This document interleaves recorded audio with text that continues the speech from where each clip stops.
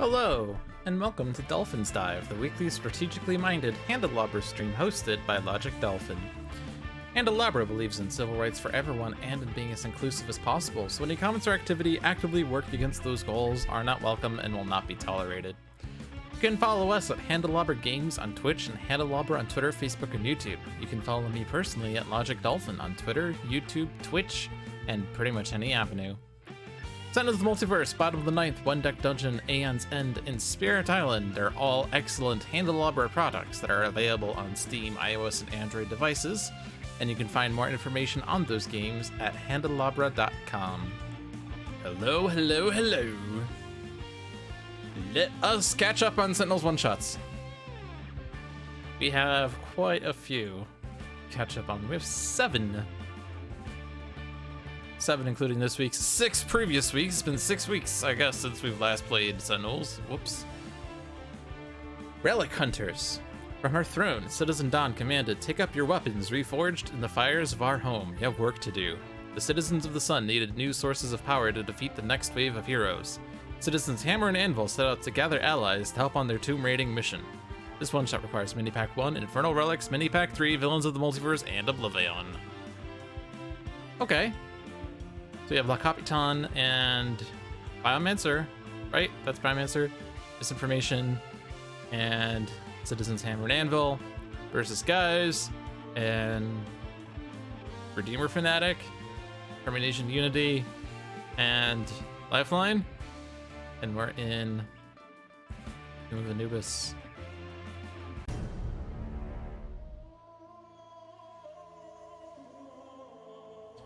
Que hora es, chiquito? Look at all the shiny things this new time has to plunder. Hey you playing the video game. Make me look good, don't mess this up. Okay guys. Guys are starting with blatant reference. Let me see that. Look what I found, and where did I leave that? And yep, Redeemer Fanatic has Consecrated Ground, End of Days, Smite the Transgressor, and Wrathful Retribution. Termi-Nation Unity has Bebot, Brainstorm, Construction Pylon, and Robot Reclamation. And Lifeline has 2 Alien Arcanas, a Harrow, and an Orphic Repository. Don't mess this up, says Zidville. I will do my best. Although I guess I'm trying to impress guys here. So it's just standard team game. So Capitan enters play with Chiquito, and I'm going to forget Chiquito exists for a million years. Biomancer puts 2 targets into play. Misinformation puts 2 ongoing cards into play. Citizen's Hammer and Anvil gives us a position card and Hammer and Shield. So let's see what happens. Chiquito exists. Homunculus. Carbon Adept. Destroying hero ongoing cards. Heroes Unallied. A World Improved. Wildfire. And then Hammer and Shield. And we have a throwback. So we're starting the game with the environment turn. Cool. Judgment of Anubis. So we're starting the game with Anubis dealing 2 damage to everything. So what's exactly going on here? Let's see. Oh, and actually, villain targets are immune to damage, so the villains aren't taking damage here, which is annoying. Whenever a hero target would deal damage, redirect that damage to the hero target with the highest HP, then destroy this card and play the top card of Misinformation's deck. So the villains are a bit protected to begin with. Wildfire. At the end of Citizen Hammer and Anvil's turn, Citizen Hammer deals each non-villain target 1 fire damage, and Citizen Hammer and Citizen Anvil regain 1 HP each. So, cool. And then there's the damage reduction to Citizen Anvil. Ongoing destruction. Yeah, so this is just rude. This is just rude.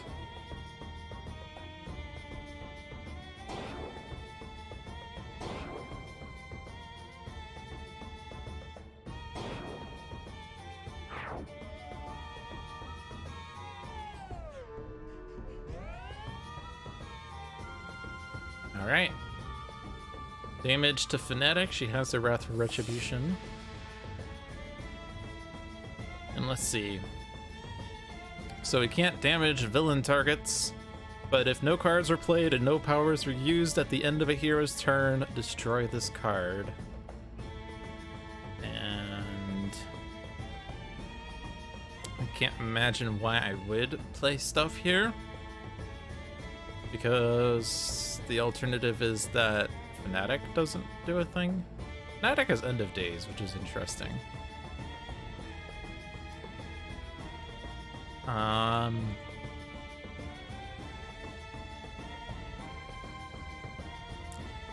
Do we want to use our End of Days here? It would basically make us lose any setup, so if there's any one-shots we can do, that'd be a little bit better. But it would ditch the Hammer and Shield, which is nice. That's a big target. It would ditch Carbon Adept, who's going to going off next turn, so yeah, we'd be able to keep End of Days in play then. We have these Flush Children, we have Chiquito. Alternatively, we hold on to End of Days. Oh, it doesn't target relics? You're right. Yeah, relics. I didn't notice it said relic. Never mind! On one hand, Misinformation's tower is structurally safer, but you give up all the extra space the F gives you. Yeah. I don't know that it actually... If such a building existed that had, like, these Fs jutting out, I don't know that I would feel comfortable living in them. Or not living, per se. Well... Is it living or working? These are like Freedom 5's headquarters, so I presume it's kind of like a workspace, but I could also see it being like where most of them live. I mean, I guess Wraith has a real life presence, but you know.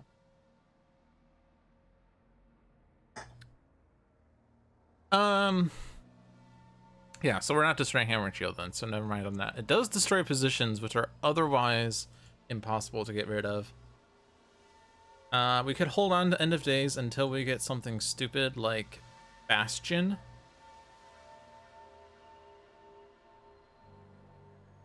Because Bastion is a terrible position. But for Bastion to enter play, we'd have to wait for Citizen Hammer Anvil's turn to see if it's entering play. Then on Fanatic's turn, we play End of Days. And then on Citizen Hammer and Anvil's turn, they play something different.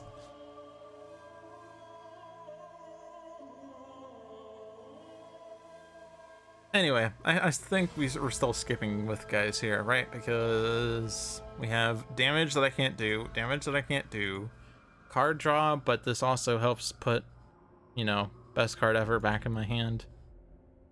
Or steal an equipment that does not currently exist.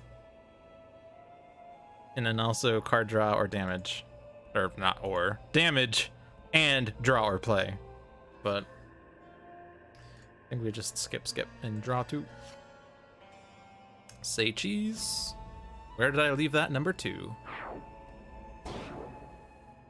Also, a card was destroyed, so Anubis is pissed.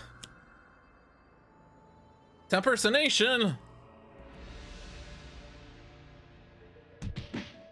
This villain setup needed more AoE, apparently. Anubis. Also, hi Dover, how are you doing? It's been a while. Yeah, so with Termi-Nation, I'm slightly more tempted to End of Days. Termi-Nation is a pretty bad flush child. Also, Carbon Adept is a pretty bad flush child. I think those are the only ones that are considerably bad. Repel Blade does scale upwards in damage, but the others are just more straight up damage dealers, except Mr. Facsimile, who redirects, but any flesh child is a bad flesh child. I mean, like, playing End of Days in turn 1 feels better than playing it on a feature turn, because that would wreck our setup at that point, unless we use B-Bot, in which case maybe it is safer to keep it. If we play End of Days destroys whatever it wants to destroy, then it destroys B-Bot. B-Bot destroys an ongoing card, destroys End of Days, and stops the destruction of everything. On the other hand, Termi-Nation exists. But with B-Bot, I guess I could, theoretically. If I could get B-Bot into play is a problem. Because the base power that Unity has takes a golem from her trash into play, and I could do a construction pylon to get B-Bot into play, but at that point I'm putting too many resources in. It'd be better to just not do setup here. And also, let's not forget that we still have heroes unallied, so whenever a hero target would deal damage, redirect that damage to the hero target with the highest HP. When this card is destroyed, or not when this card is destroyed, but when the redirection happens, misinformation plays a card. So like if I were to play Brainstorm, the 1 lightning damage would redirect, which is actually ideal. Yeah, I'm gonna go with End of Days, I think. I want to go with End of Days, thank you. And we'll go ahead, take the hit point, take the card draw, final dive, plus Embolden. As long as misinformation does not destroy the ongoing. The hero target with the highest HP deals itself damage, but hey, that destroyed hero's unallied, ha ha ha ha! If that target is a character card, that hero's player shuffles their hand, or discards their hand, shuffles their trash into their deck and draws 4 cards. Look at all these nice cards that Lifeline has. Well, actually, they're not really like, exciting. Who's considered how the second highest misinformation is, of course. Twisted Reality. Heroes cannot use powers. And Chiquito stole a card against my... Oh. It discarded Lifeline's hand, but it didn't let me decide what card to discard. So Chiquito just stole the card that, you know, was decided to be as ordained by the fates. Alien Arcana. It kind of annoys me, but I don't think that really did anything terrible. Yeah, so we could go for some Chiquitos right now. We have Cosmic Immolation, but if I play it, it gets destroyed immediately. Gets destroyed immediately. Gets destroyed immediately. Deals himself and each non-hero target 2 energy damage, either draw or play. And one thing to consider with Twisted Reality, we cannot use powers, but the end of each player's turn, that player may play a card. So Unity could actually get B-Bot into play for free. End of turn card plays are not played during play phase, so actually B-Bot enters play for free. In which case, we could actually play these things.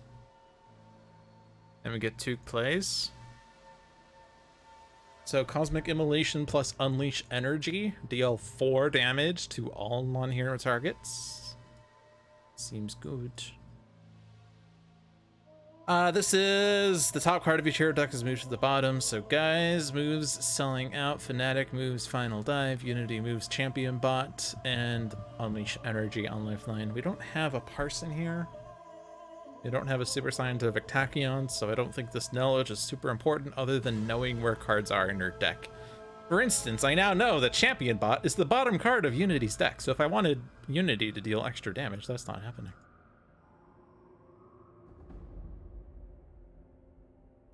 Now, an interesting thing about Twisted Reality, during your draw phase, you draw an additional card if you haven't played a card or used a power. I could actually skip my play phase, and then my power phase is forcibly skipped, and then I draw 2 cards! And then I unplug my mic so I can't hear anything anymore. I really need to fix my wire situation because wires keep ending up in my lap, but I keep bouncing around my chair, and subsequently things keep getting unplugged that shouldn't be unplugged. But I think it still makes sense to Brainstorm into B-Bot.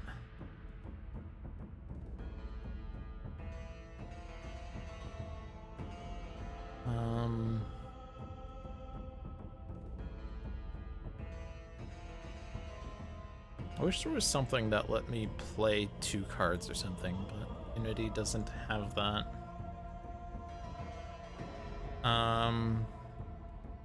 We're not discarding anything here, right?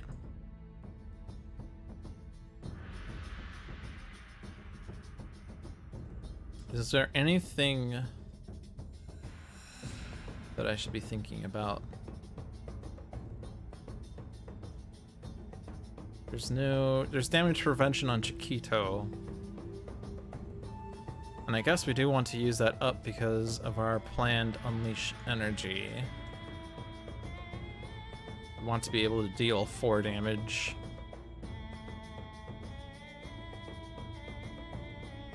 And then all the flesh children are dying to end of day, so I don't need to damage them.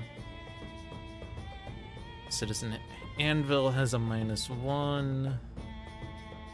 Biomancer has a -2 for first damage dealt, but Unity's not dealing any extra damage, so 1 to Chiquito, 1 to Capitan.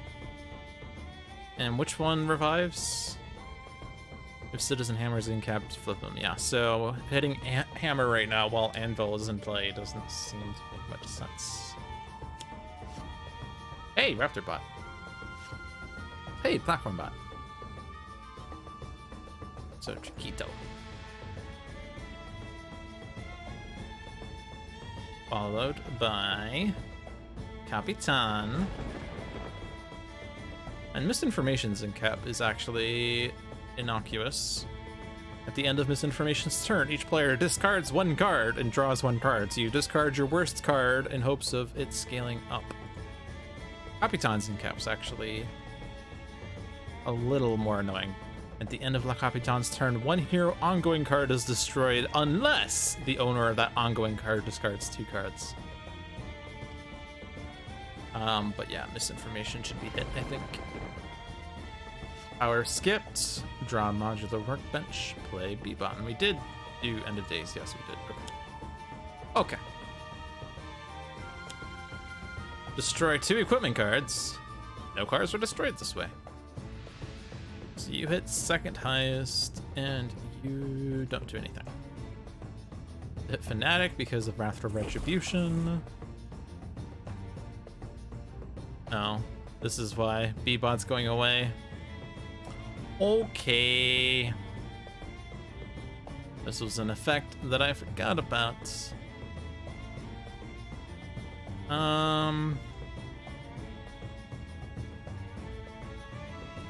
Is there anything useful I can do with B-bot here? Could destroy Twisted Reality. Our original plan was Cosmic Immolation into Unleash Energy, but I would like to keep the Cosmic Immolation, which I can't do now that I can't B-bot end of days.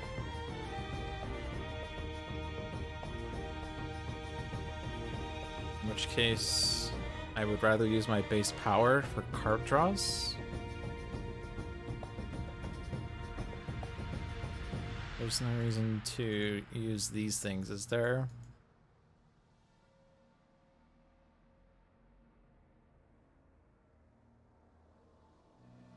So we're destroying Twisted Reality so that we get card draw on Lifeline, and you don't really need to play a card here. I want to keep Unleash Energy for Cosmic Immolation purposes.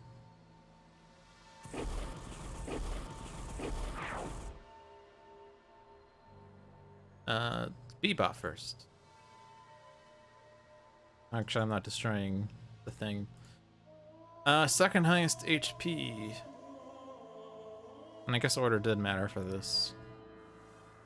But this can hit Capitan, so I'm not hitting Capitan with this then.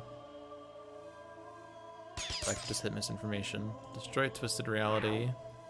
Maybe this hits Capitan.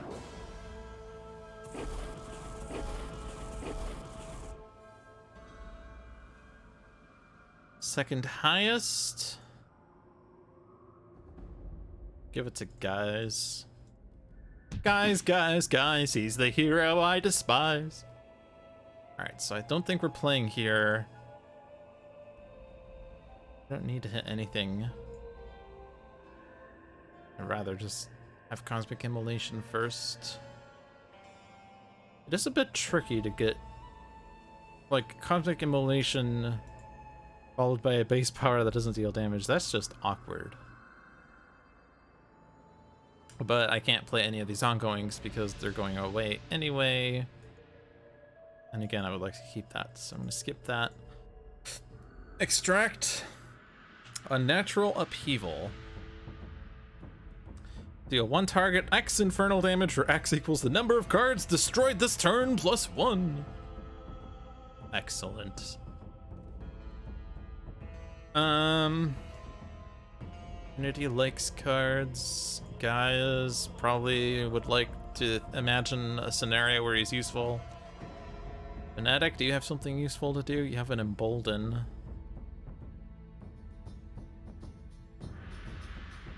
It would be a good Embolden target.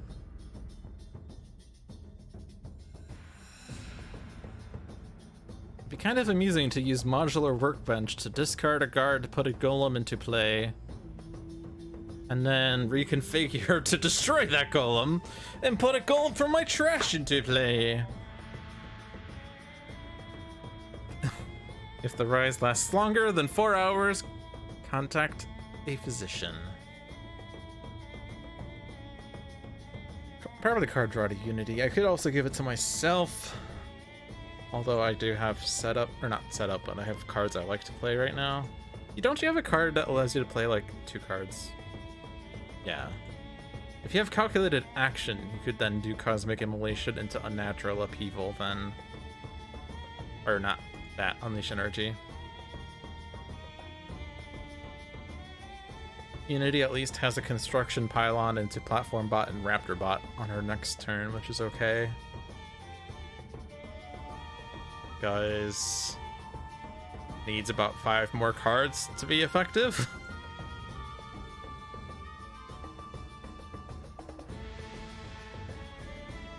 So we'll be selfish here.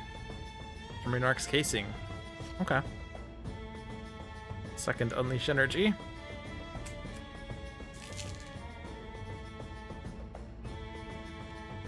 Now Anubis goes off, hits Capitan or Lifeline. Well, Capitan. The first time a non-environment card is destroyed, stuff happens. Let's destroy Chiquito. And hit Capitan. Then destroy Anubis. And then I don't think the rest matters. I don't know if it was a very good end of days after all. Ursh is getting us Shamise. And just Shamise. And Capitan deals damage. And pulls Chiquito back out into play. And forces the discard from Lifeline.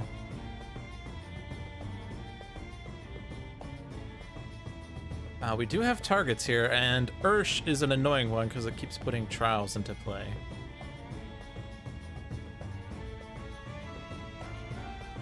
You couldn't find the rod?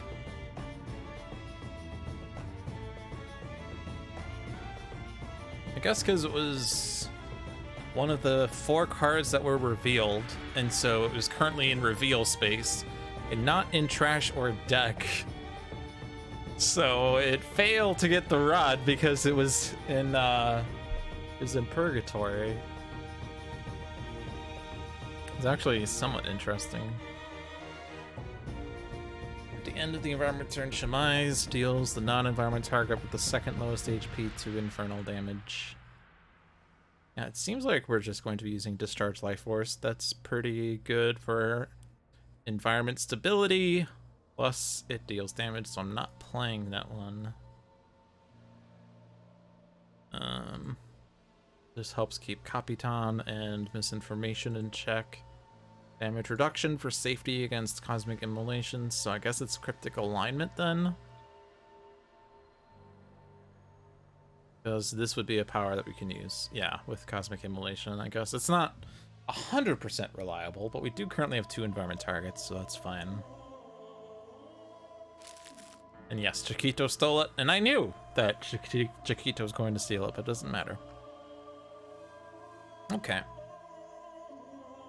So we have damage if I discard 1 card at the end of each hero's turn, so I can discard 4 cards to deal 4 instances of 1 damage. Don't think that's very effective here. especially because we don't have damage boosters or damage irreducibility.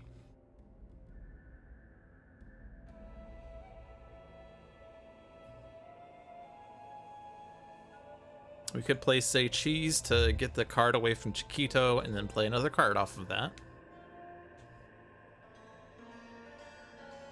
Not sure how worried we are.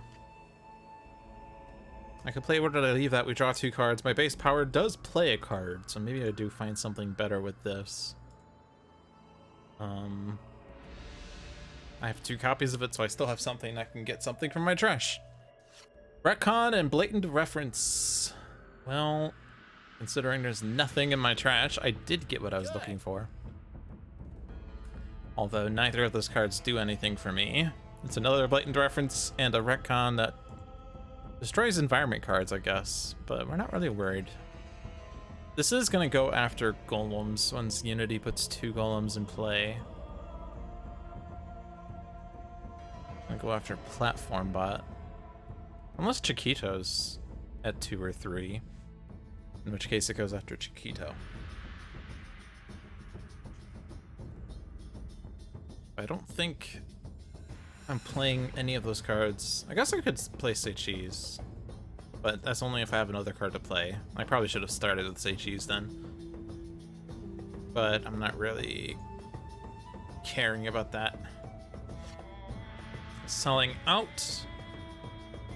I could do my ping here on Chiquito. We do actually want to deal it damage somewhere, somehow. But Raptor Bot is going to do 3 damage. Platform Bot does 3 damage. I guess we could Final Dive Chiquito, which would be amusing. But then we don't have something for Shemais to go after.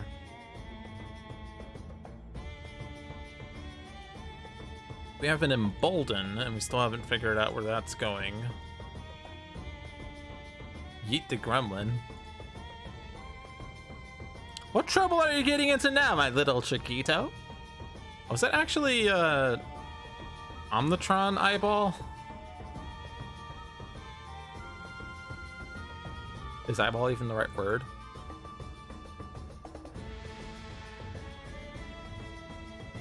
I mean, like, Lifeline would be able to use 2 powers.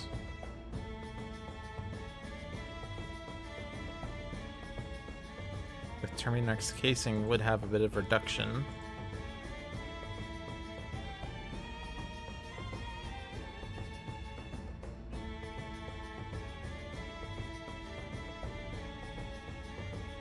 This is just 1 damage we're gonna do on Chiquito.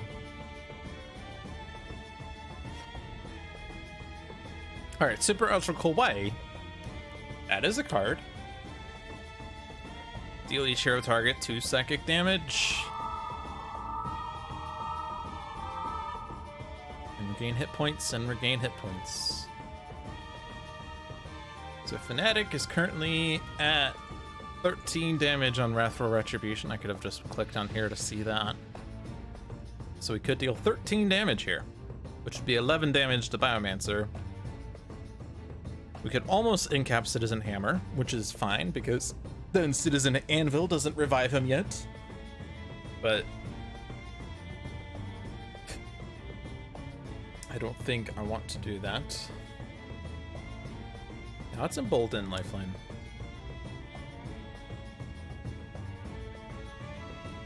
Redeem.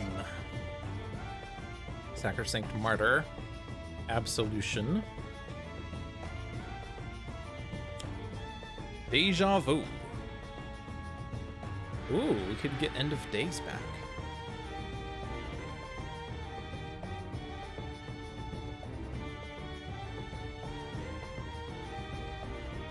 And with Reconfigure, we can actually get B-Bot into play.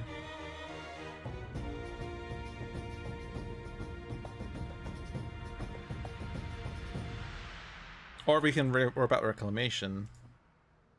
We have like the exact same scenario as last time though. So like, we're putting an ongoing from here into play, right? So if we put Twisted Reality into play, We have the exact same ongoing situation that we had last turn. I don't think we need end of days, though, is the thing. But do we have any other ongoing that we want?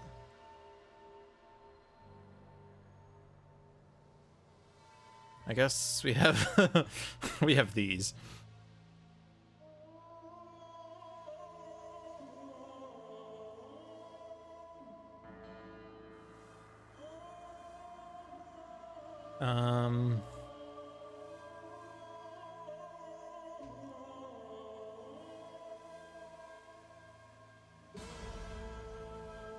Let's do this first.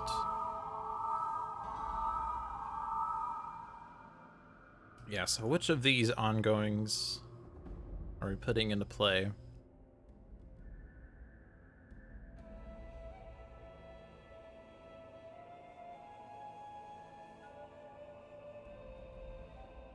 I guess we could do... Could use Twisted Reality. It doesn't get B-Bot into play, and I can't use Construction Pylon to get Raptor Bot or Platform Bot into play. But at the end of my turn, I would be able to play a Golem, which would actually make it easier for Shemais to hit Hammer and Shield. Or not Hammer and Shield, Chiquito, I guess, was the one. Any Golem I put into play will make Chiquito second highest. I can't really use B-Bot. Oh no, we got rid of the position. Wildfire's gone now. But there's no reason to do that, and there's no, like, setup at all, so... It'd be fun to put End of Days into play for free, but I don't think we're doing that. Feeling targets immune to damage is detrimental. I feel like it's gonna be Twisted Reality. Which means Embolden is now funny, because there's no power phase, but we could still deal damage to Lifeline, and that's fine. But then we would be able to use Cosmic Immolation into Unleash Energy. And actually, we could do it twice. Or damage each non-hero target twice, plus himself, so it'll take 8 damage. But that would be a lot of damage.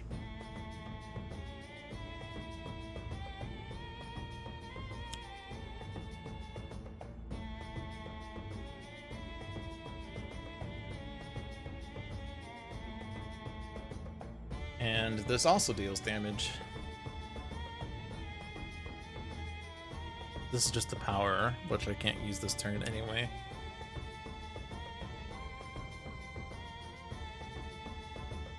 Guise moves Extreme, Fanatic moves Smite the Transgressor, Unity moves Inspired Repair, and Enclave's attack for Lifeline. So the other part of the ongoing destroys a hero ongoing or equipment card.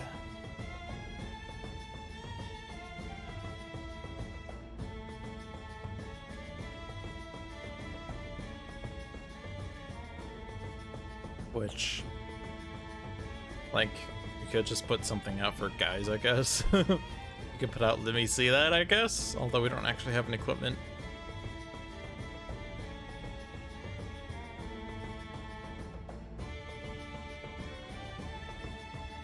Could draw B-Bot.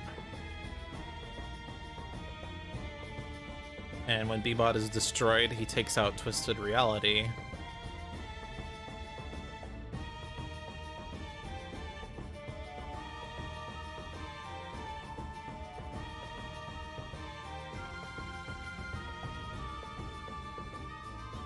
But I could just put out, like, Workbench here, and that could be fodder. Or I put out Construction Pylon, and then I don't have to play it on a future turn. Yeah, I'll play Construction Pylon. Use the Augmentation.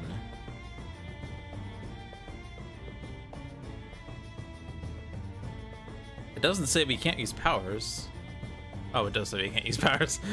It does say we can't use powers. I thought it said skip your power phase for a second. It does explicitly say you cannot use powers.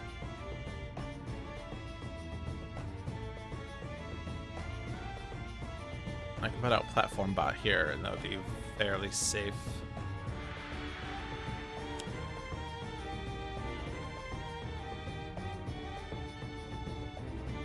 Well, I guess the thing is that Lifeline is taking Chiquito out, but that's okay because then Hammer and Shield will be at 2, which is actually even worse. But if I hit Hammer and Shield here, then actually Lifeline will take it out. At which point, the second lowest HP is probably a villain target, actually. We're dealing 8 damage to everything. It's probably going to be Hammer or Anvil directly.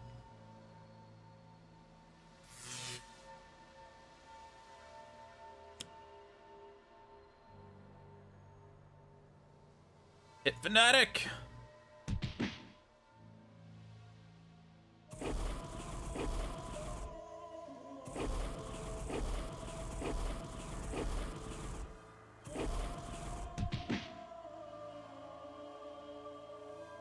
Okay, so start with Cosmic Emulation.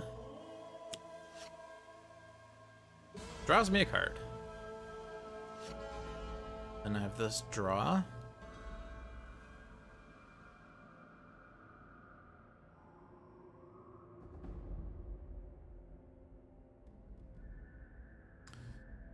Leyline Shift.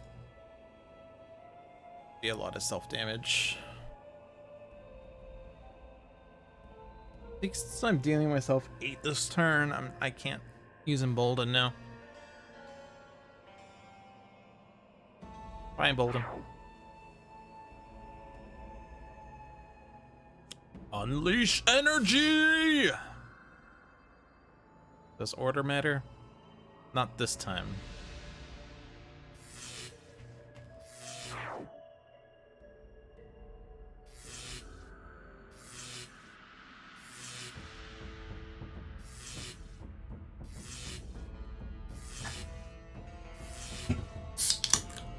I want to play a card, and my play shall be Unleash Energy! Now order matters because we take out Hammer and Shield first. And that's the only one that matters. I was worried about Chemise. Chemise is just dying.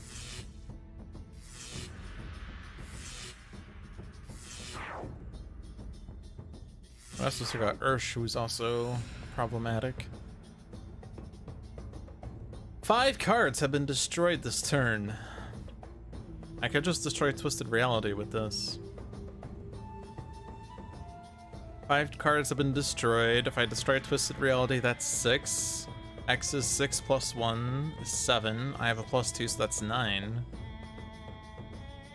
It's almost lethal on something. It's lethal on Hammer, except Hammer gets resurrected. Not immediately, but... Are there any friendly ongoings to take out? Obviously my own. Was it 5, 6, 7, 8, 9, 11?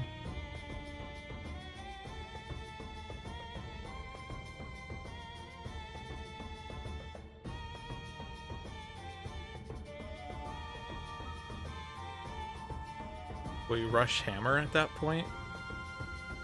Guise probably could. Super Ultra Kawaii. Plus cards. Alternatively, we almost take Biomancer out. Increased damage dealt 2 hero targets by hero targets. Well, that's not helpful.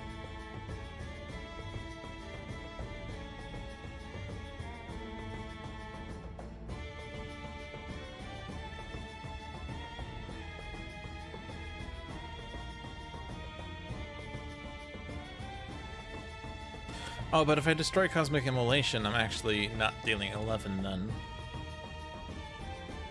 5, 6, 7, plus 1 is 8, plus 2 is 10. But if I destroy Cosmic Immolation, that 10 becomes 9.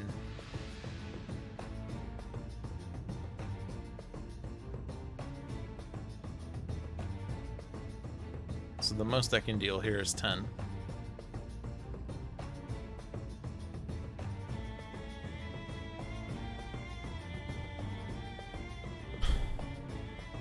I mean, I'm definitely playing a natural upheaval, right?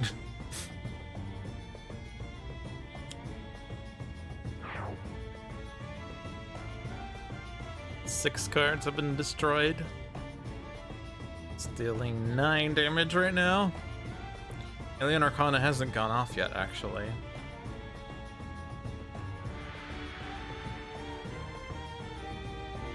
So actually, that plus Alien Arcana takes out Anvil. We rush Hammer. We don't have to worry about Bastion. On the other hand, I also could take out Biomancer. One who is usually very difficult to take out. Also, Fanatic is at 16. Fanatic could take out Biomancer.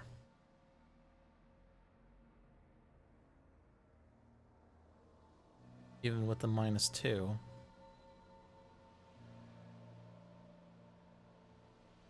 Oh, but actually, Fanatic goes after Biomancer's turn, so Biomancer will gain 2 hit points. Is there any random stuff that can happen on your turn to make you heal? Mass Rebirth, but that's at the end of the environment turn. Oh, and Twist of Flesh. And then he would be at 16, and Wrath Retribution would be... leave him at 2 hit points.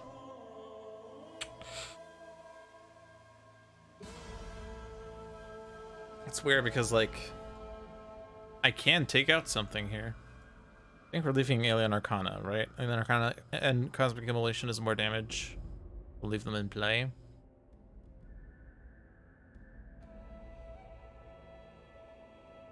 It's like, it's just the right number for Biomancer.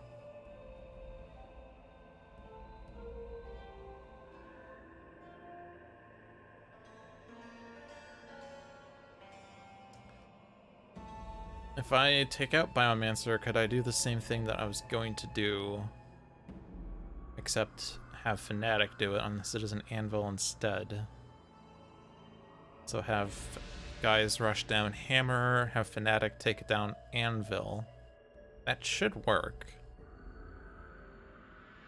And Biomancer's effect is just increased damage, increased self-damage, increased friendly damage, whatever. Which, amusingly, that makes Sacrosanct Martyr better.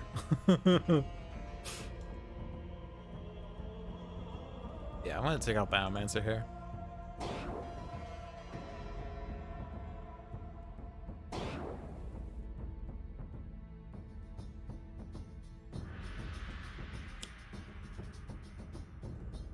Spike Trap. At the start of the environment turn, deal the target with the lowest HP 3 melee damage. I feel like that's better left in play. Chronological Hotspot. And Chiquito's Return. Forcing a Guise discard. At the start of each hero turn, reveal the top card of that hero's deck. If it is a one-shot, discard it, otherwise put into play, and that hero deals himself 3 psychic damage. How much you want to bet that Guise reveals an ongoing card that gets destroyed immediately? I don't think we're using 2 blatant references this game.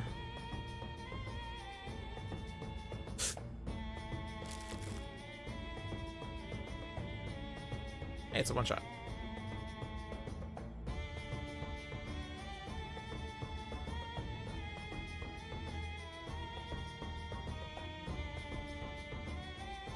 And this is gonna have us deal 4 damage to ourselves, which is actually okay for a Fanatic. It's actually almost deadly for Lifeline, because 3 plus 1 plus 2 is 6, and he's down to 1. And that's assuming he doesn't take any more damage.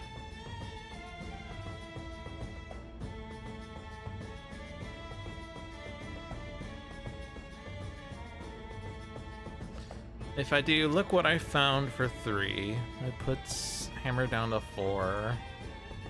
1 damage here puts him down to 2. Say Cheese puts him at 1. Technically Say Cheese goes off first, but he'll still be at 5 or fewer. I could just do Blatant Reference to do that 1 damage.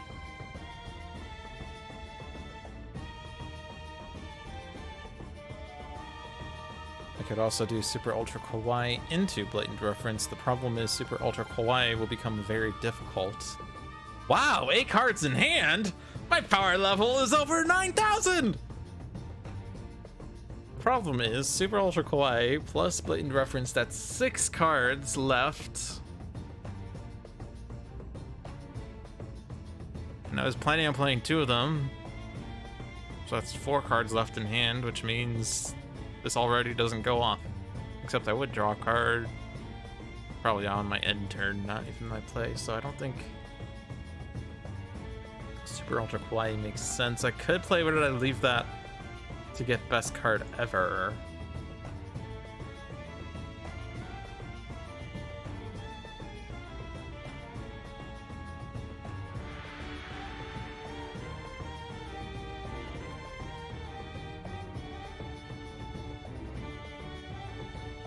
Actually, if I do that, so then my play is this, my power is to play, which would be best card ever, to deal 2.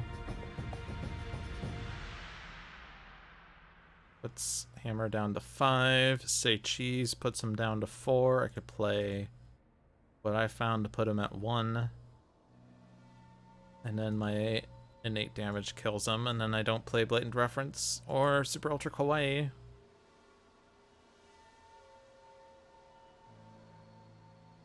But I guess what I could do instead of finishing with what I found is to play Super Ultra Kawaii. Because I will be drawing 2 off of best card ever. The 2 I'm drawing here are going to get discarded unless one of them is best card ever, in which case I keep it plus the other card.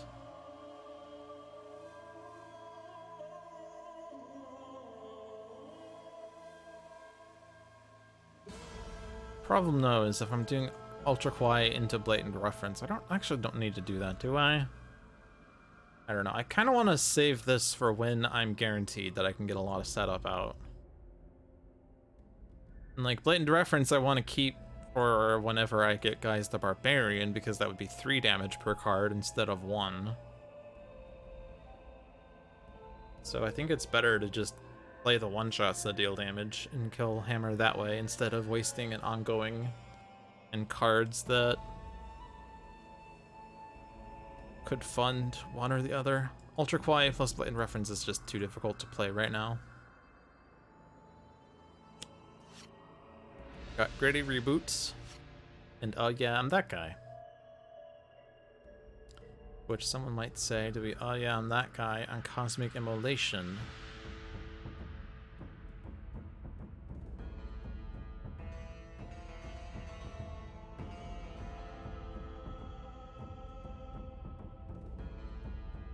So it just copies it, it doesn't steal it, so Lifeline would still have it. If I'm doing that, I need more plays, which means I would be having to Super Ultra Kawaii to play, oh yeah, I'm that guy.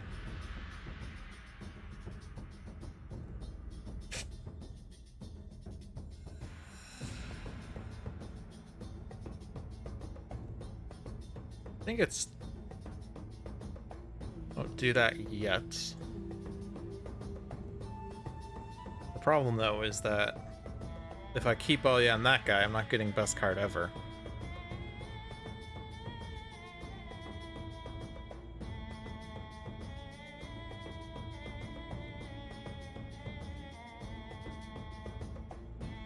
So I'll just discard them. But order matters! Order matters! I remembered for once. I'm impressed with myself. I remembered for once.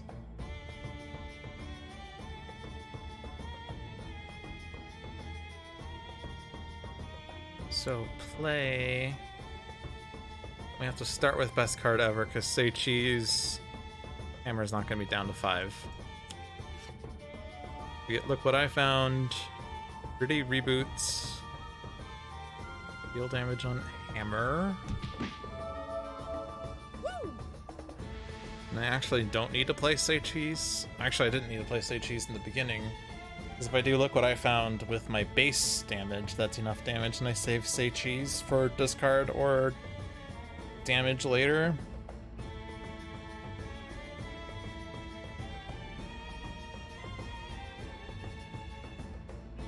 So I want to retcon chronological sweet spot is a thing.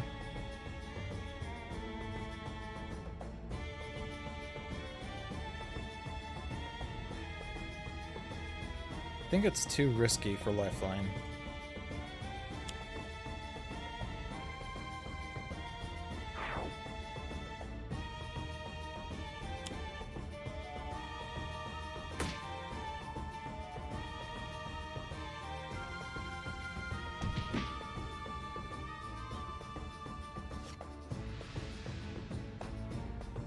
I can do that too.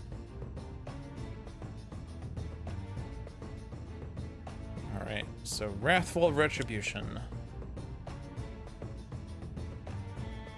And I have to discard 3 of these 5 cards. Final Dive is still nice with Chiquito. And that gets rid of the cards underneath him, I presume?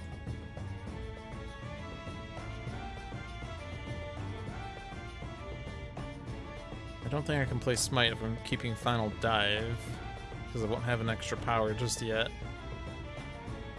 Oh, Chiquito steals it, but it doesn't matter. It's fine.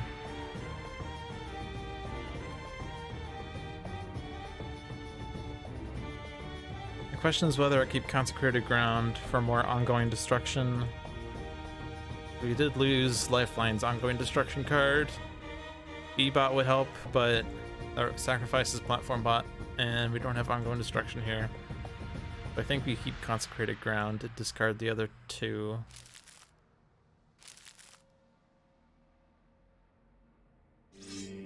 Alright, Hammer and Anvil are gone now.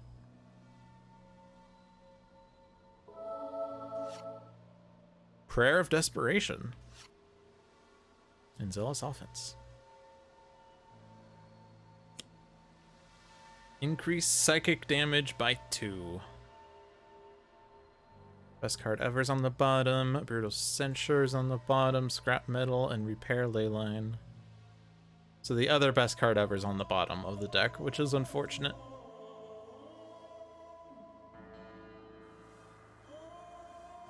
We have a damage power.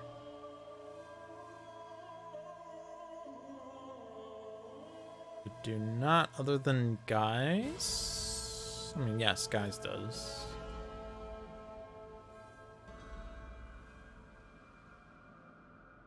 And what effects do we have here? Increased fire damage dealt to non-villain targets by 1. At the start of Citizen's Hammer and Anvil's turn, the villain target with the lowest HP regains 2 HP, which is Chiquito.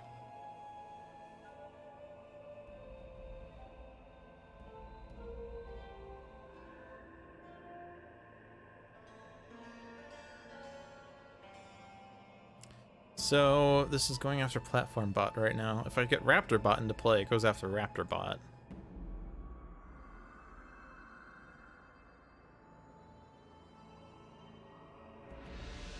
Ah, there's psychic damage. Increased psychic damage by 2. Lifeline deals himself 2 psychic damage. But more than that, increased by 2 and increased by 1. Oh, it's not even that one. This one. So actually, that would be 2, 4, 6, 7 damage. That's not helpful. Also, Lifeline is not being dealt any more damage because Hammer and Anvil are gone at least, which is nice.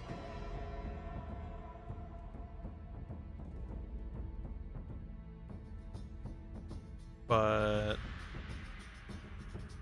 I guess he's playing Termi-Nation casing. Or I guess he's also drawing a card by not destroying Cosmic Immolation.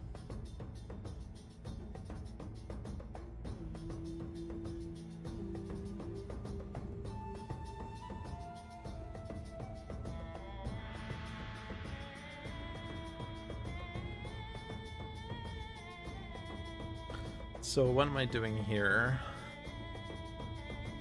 I could get misinformation down to 4 with Platform Bot and Raptor Bot. And then if I... Oh, I also have a 3 damage here on Alien Arcana. So we can get misinformation down to 1, and then Spike Trap takes out misinformation. How do I want to play Raptor Bot, though? A waste of a construction pylon. I could use Robot Reclamation to get B-Bot back. I don't know that we need B-Bot back. Raptor Bot would then deal 4 damage.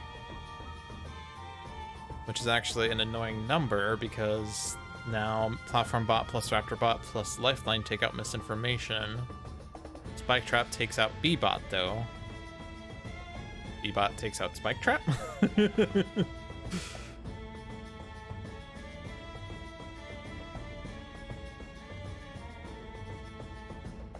I could play Modular Workbench and discard Hasty Augmentation to put Raptor Bot in play.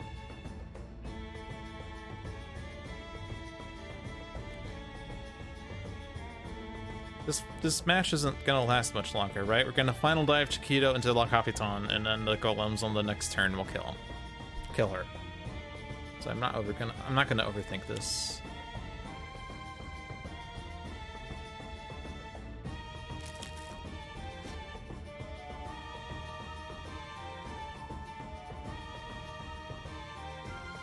Judgmental's also a misinformation card, right? Yeah, so destroying misinformation takes out Judgmental.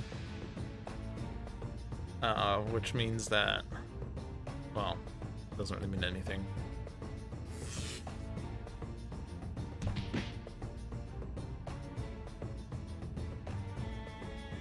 Chiquito recovers. If I had put Raptor Bot, or if I had put B-Bot out, it actually would have put misinformation at 5. And that actually would have been fine for Spike Trap, I guess. Enclave's Tech. I think I still do Termi-Nation casing.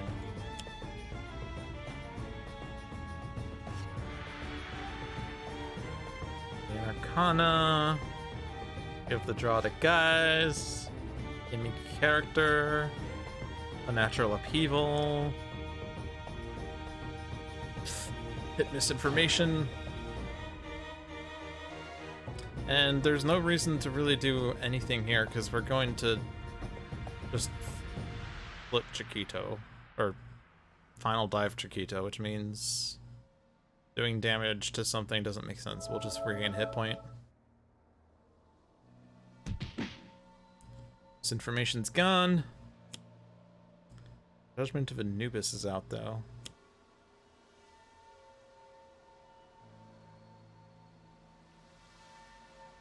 Anubis deals each target 2 infernal damage. Increased by 2. Lifeline survives that, right? But the golems don't.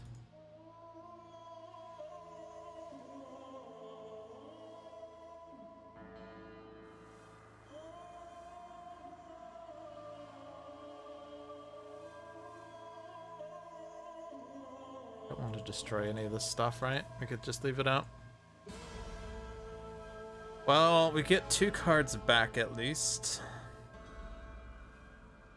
For whatever it's worth.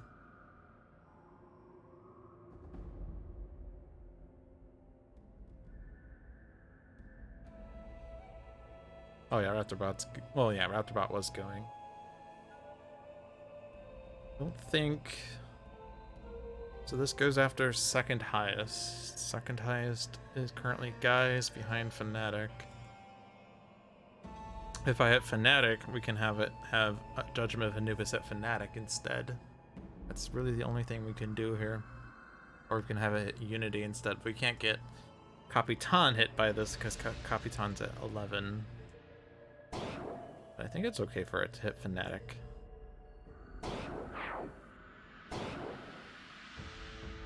The rest doesn't matter.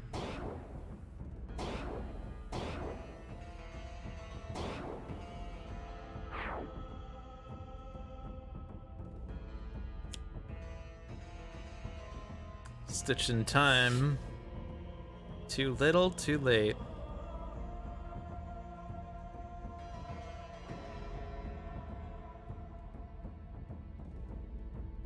So I guess we just do as much as guys can do. Super Ultra. Blatant reference. Chiquito Moose.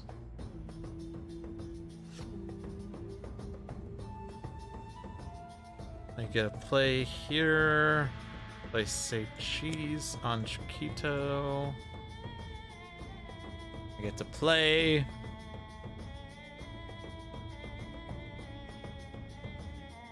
I don't have... Oh yeah, I'm that guy because it's in my trash.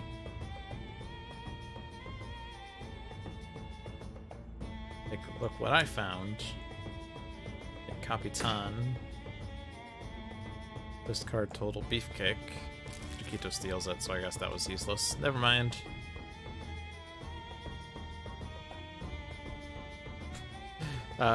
Stupid Chiquito. Go away!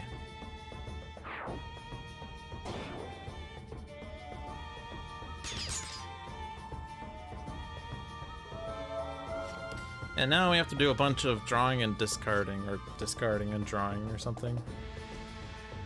You play with sound off, so they always catch you off guard. Chiquito's not in play anymore. Oh, I'm playing. Oh, whoops.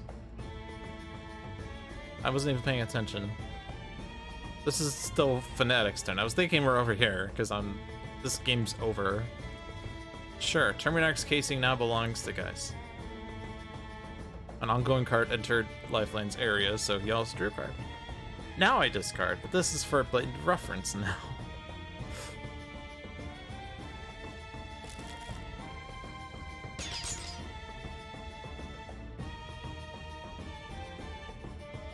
Yeah, so discard whatever. Draw whatever. Discard whatever. Draw whatever. This discard is a little more pertinent. Lifeline's discards not pertinent.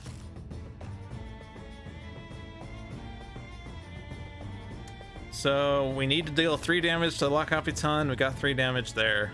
Cool story, bro. We're not destroying platform bot. I can flash forge to get whatever golem I want. And thy name is Raptorbot.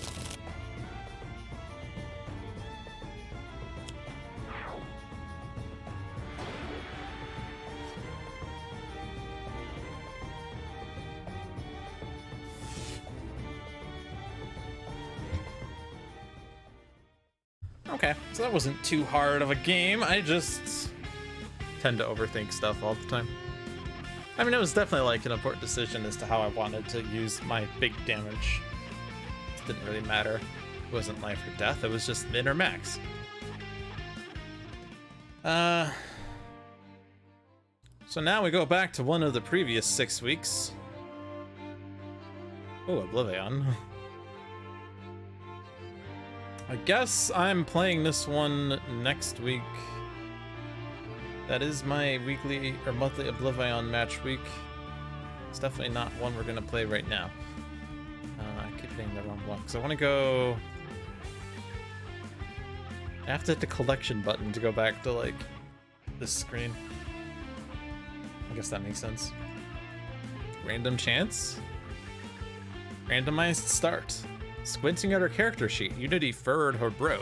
Okay, so I will use my D10 for my power of strength, a D8 for the yellow zone, and another D8 for my quality of imposing. That sounds great. The Wraith nodded, and the dice hit the table.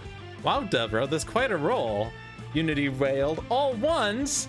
Why do I have to have the worst luck? Harpy and the Visionary exchanged a glance. Then each tossed a handful of dice on the table. All ones. This one shot requires mini packs 1 and 4, Shattered Timelines, and Oblivion. So it's what's her face? Kismet, Trickster Kismet versus Termi-Nation Unity again, Freedom 5 Wraith, Freedom 6 Wraith rather, and then this is what's his name? The guy, Visionary Unleashed down there, Harpy down there. This is shoot. I am blanking. Benchmark, right? But supply and demand benchmark, that's what it is. Playing in the Insula Primalis. And it's a randomized start. So no one has any spoilers for this one. Origami Swami does say that they got curb stopped on their first attempt. Well, the good news is, it doesn't matter if it's my first attempt or my 5th attempt, because I'm 5 weeks too late. Lucky meeting you here. Now I get to show you all of my new tricks. Time to build some friends to help out. You can never have enough friends, right? I don't know. Maybe the real friends were the mechanical golems we made along the way. But yeah! Alright. Termi-Nation Unity has Brainstorm, Construction Pylon, Inspired Repair, and Supply Crate. Price of Freedom Wraith, or Freedom 5 Wraith, has Impromptu Invention, Infrared Eyepiece, Micro-Targeting Computer, and Throwing Knives. Supply and Demand Benchmark, whose base power is what? Regain a hit point and play the top card of your deck. Has an Ally Matrix, Deployment Actuation, Microfabricator, and I almost said Stunt Energy. Shunt Energy. Visionary Unleashed has Decoy Projection, Foresight, Mass Levitation, and Mind Spike. And Dark Watch Harpy has Ancient Tome, Lash of the Elements, and 2 Tenuous Focuses. I was gonna say, oh, such a nice one-shot that John gave us, giving us some impromptu invention and equipments. Although, it's a randomized start, so none of this is as planned. John did not stack the decks this week, 5 weeks ago. And speaking of John, he says just roll 6s. See, I was imagining that one-shot description was going to mention something about how clearly the programmers intentionally made all 1s get rolled. They determined exactly the roll you needed and subtracted 1 from that. Alright, so Trickster Kismet. Difference here, we start with the Talisman in the play area of the hero with the highest HP, which is going to actually be Benchmark. The villain deck is shuffled and cards are revealed until 3 Jinx cards are revealed and put into play. Kismet flips when the Talisman enters the villain play area. Whenever a lucky card enters play, Kismet deals each hero target 2 energy damage and regains 5 HP. At the end of the villain turn, Kismet deals a hero character card in the play area with the Talisman 5 psychic damage. Then, if there are no Jinx cards in play, the top card of the villain deck is played. So you'd like to keep Jinxes in play, at least one of them, so that she doesn't get extra plays. We could always figure out what Jinx we want to keep. And a flipped Kismet, I believe, is terrible. The first time a lucky card enters play each turn, Kismet regains 5 HP and plays the top card of the villain deck.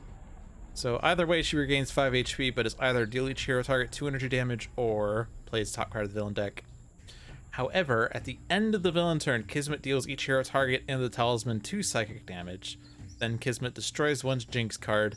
If she does, all Jinx cards in play are moved to the play area of the hero target with the highest HP. However, the Talisman on its front side, increased damage dealt by Kismet by X, where X equals the number of Jinx cards in play. You don't really want her to be dealing 2 plus X damage to all hero targets. That effect is not on the flip side, though. The flip side of the Talisman adds a power to the hero. Reveal the top 3 cards of any one deck. Put them back on top of that deck in any order.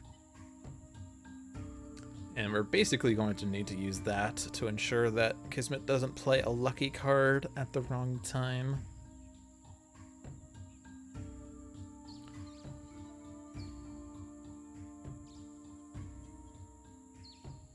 So what do we have here? We have Microfabricator to player hardware. We have things that search for hardwares.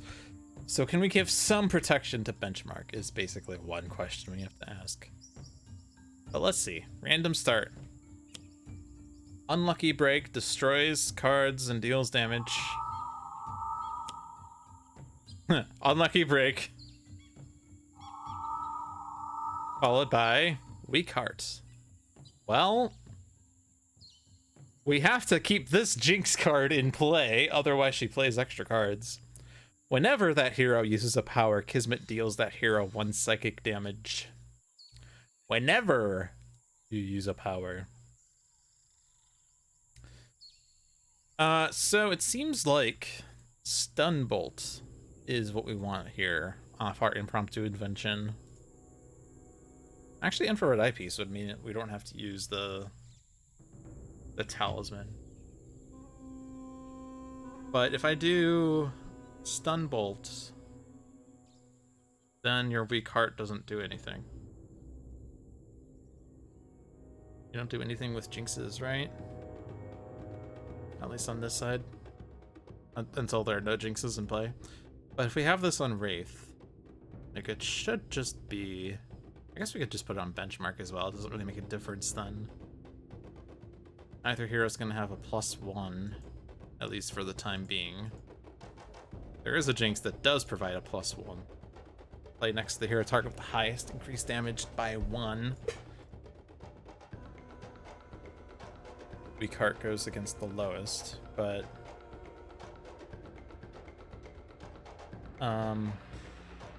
benchmark's never gonna be highest though, right? Oh, I just put it on benchmark then.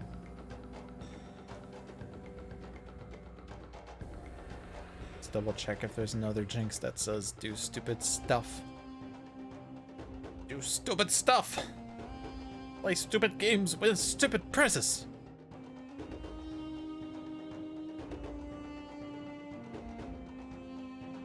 Shaky arms, not a good one.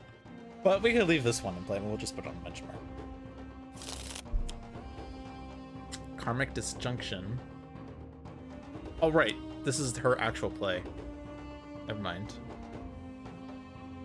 Play this card next to the hero with the fewest cards in play. Whenever that hero's player plays a card, that hero deals themselves 1 melee damage.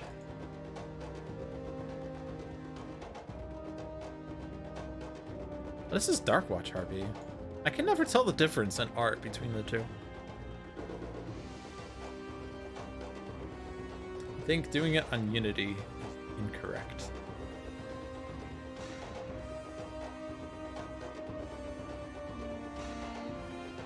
Doing it... what is it?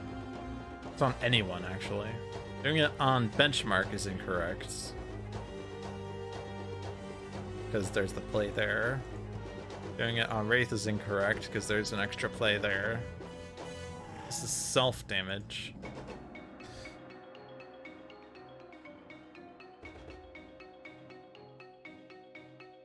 I mean, Visionary is probably okay. She has decoy projection, so that's okay.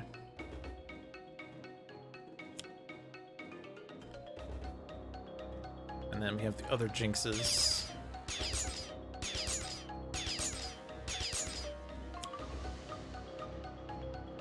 Okay. Who is the least likely to deal damage? Unity, right? Unity rarely deals damage except for this card and almost... oh, also this card as well. Powered Shockwave. But she's not one that usually deals damage. This version of Visionary is a damage dealer, though. Harpy is a damage dealer and is a bit more... susceptible to -1s than the others, and Wraith is a damage dealer, and Benchmark potentially a damage dealer, but not right away. But I think this is Unity, and I think this is Unity.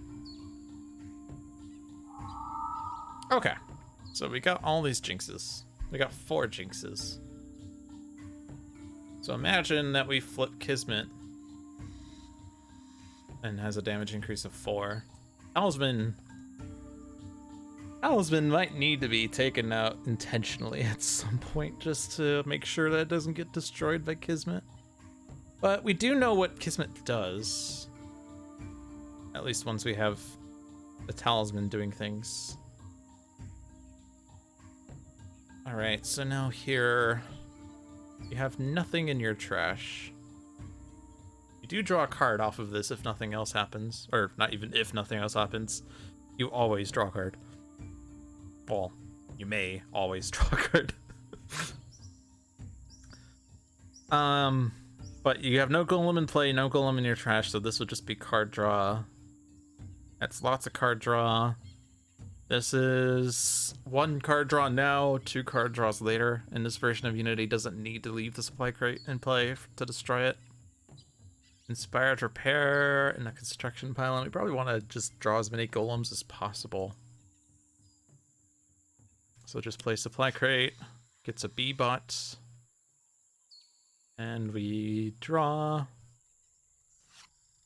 a hasty augmentation and a raptor bot. So now we have 2 golems for construction pylon.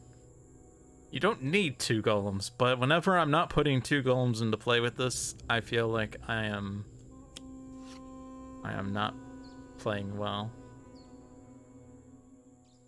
The stun bolt helps slow down Kismet's damage. I would really like to have utility belt. With utility belt, I can do stun bolt and infrared eyepiece, but I can't get all of the above this turn. It's going to be stun bolt together with micro targeting computer, I think.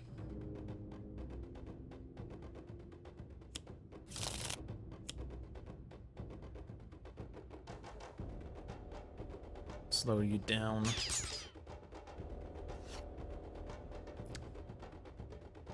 You don't always need a second micro targeting computer, but then you have it. So we can get a random hardware, or we could play microfabricator. We're using this power, so I'm not getting another hardware. But I am drawing a card at the end of my turn. If that card is a hardware, I can play it immediately. If I deploy, I get a random hardware, but I think I'm just gonna fabricator here. I could also do softwares, but these are just powers that I'm not using right now.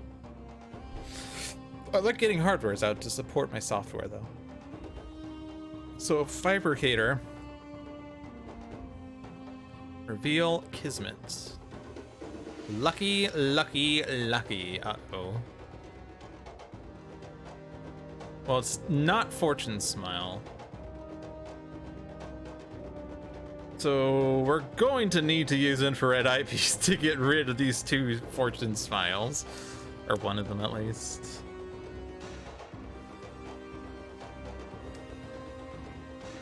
So we are getting a lucky, which means you're dealing each hero target 2 energy, -1 at least, so it's not bad. But playing Fortune Smile, actually, it wouldn't be the worst. Is it whenever? Whenever. Oof. Which means that any damage we're dealing is being taken away, but you're getting it back anyway by playing a lucky card. It's probably better to just play the Fortune Smiles. We're gonna be dealt 2 energy damage 3 times. Except it's 1 energy damage. So 3 damage total. We're gonna get a discard off of it. The 1 damage is reduced to 0. And then this 2 becomes 1. But that is currently going towards benchmark, but it could be thrown towards decoy projection.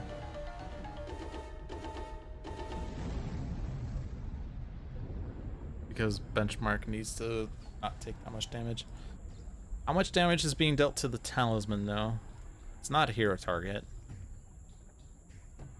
And these are only hero target things. It's probably okay to just do that then. Benchmark's gonna take 3 + 4.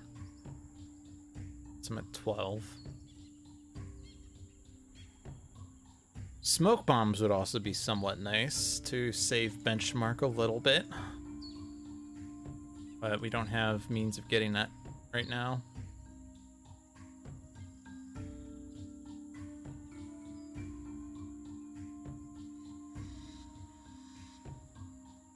control you otherwise, right?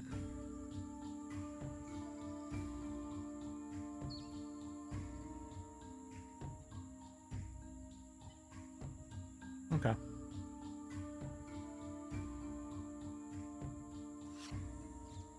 Hey, there's a hardware. And that saves benchmark. It saves benchmark!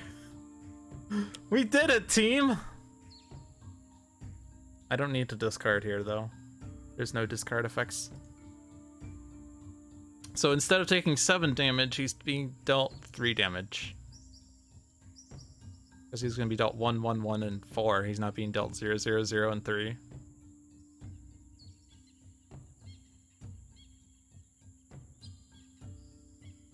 I think that was still assuming that we're playing Decoy Projection now. I guess it doesn't really matter. It's just 2 damage, but it's actually 0 damage now. Which one was it? Violent Trickster. Benchmark has a -1 innate, and Kismet has a -1, so this is 0 damage. Actually, we don't need to play Decoy Projection. We could start funneling up Rushing Lucidity, or we could hunt for cards. I think we hunt for cards. Like a Twisted Ether on Kismet would be also really nice.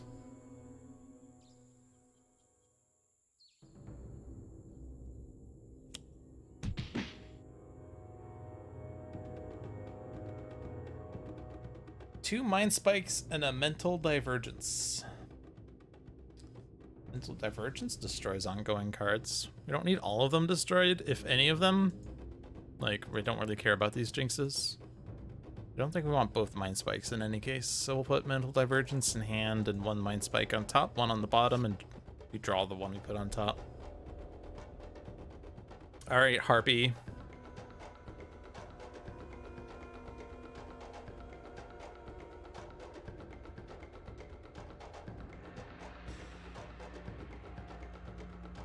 Do we hunt for ongoings? Like, we can't really deal damage here. Because you're going to heal 20 HP. So... I want to have the arcane tokens. Now let's get ongoings. Conjured Aura. Or Uncontrollable Flock.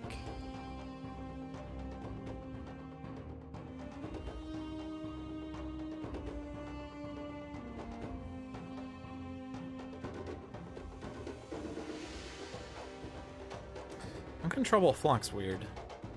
If all tokens are avian, destroy an ongoing or environment card. But if all are avian, at the end of my turn, I deal 5 targets 1 damage each. Not even up to 5, just 5 period.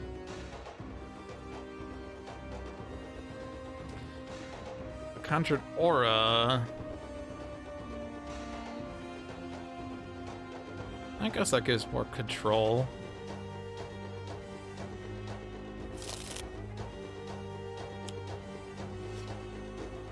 Fusion Immunin. And Velociraptor pack. That's not food. That's not food. Don't eat that. That's not yours.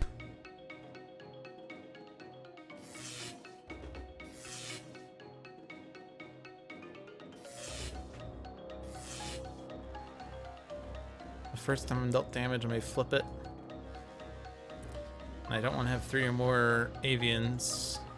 I generally want the arcanes. Although Lash of the Elements is weird. We actually want avians for that. No, we don't want avians. Never mind. There's one that's kind of weird, and you actually want avians for. I guess it was the one ongoing we looked at before. This one, you sometimes want avians for. And then Huge and Immunin, I think, does something if you have avians. You get increased projectile damage if you have more avians. But like this, you don't want avians for. Directed strike, you want avians for, but you also flip arcanes.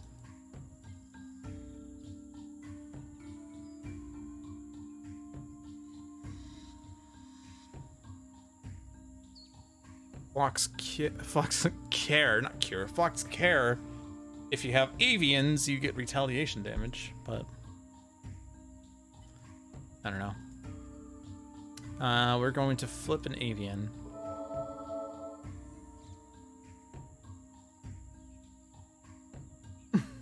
I'm not saying it was avians, but it was avians.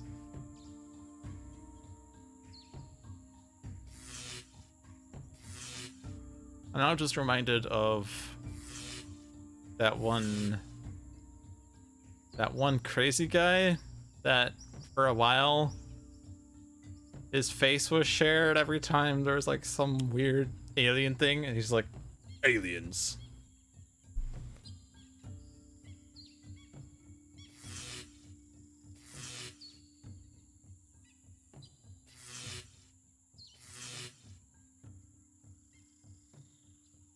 Everyone discards a card. You can discard Raptorbot and get it into play. I think that makes more sense than B-Bot. Actually, if we do B-Bot, then the Velociraptor pack takes out B-Bot, and we don't have to worry about them taking out the Talisman. We could also take out the Talisman ourselves. When the Talisman enters the villain play area, she flips. And then when the Talisman enters the hero play area, she flips. And when it flips, where does it go? Put in front of the hero with the highest HP. So that's either Unity or Harpy right now. But if we take out the Talisman ourselves and then we do it again, we at least ensure she's not on her front side. On the other hand, although order of operations is bad, she would hit the Talisman on this side. At which point, she goes to this side, then deals damage. I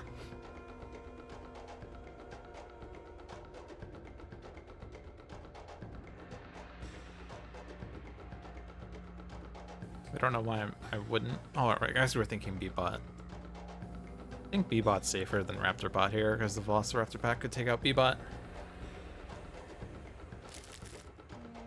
Don't need 2 throwing knives. I also don't need 2 micro-targeting computers, but whatever. You're not discarding deployment actuation.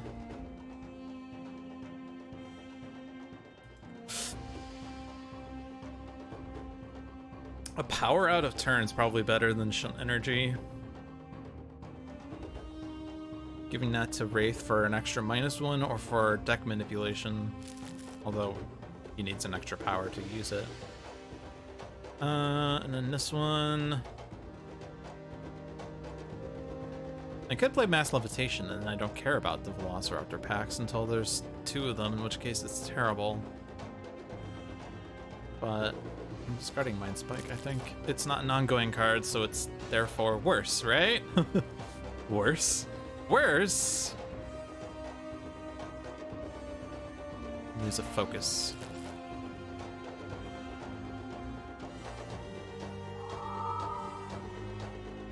Cap. Destroy. A construction pylon, and we get supply crates. My supply crate gave me supply crate. That's cute.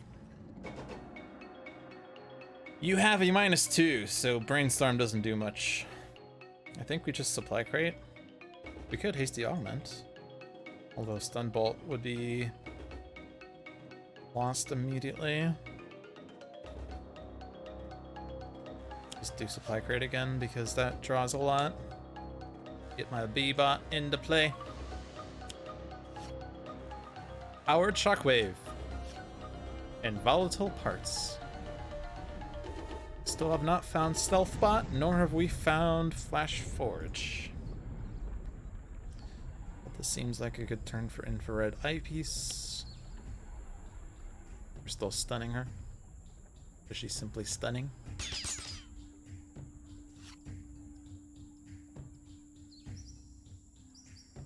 See what the hardware is. We got the Inferno missile pod. I get a hardware or software from my trash.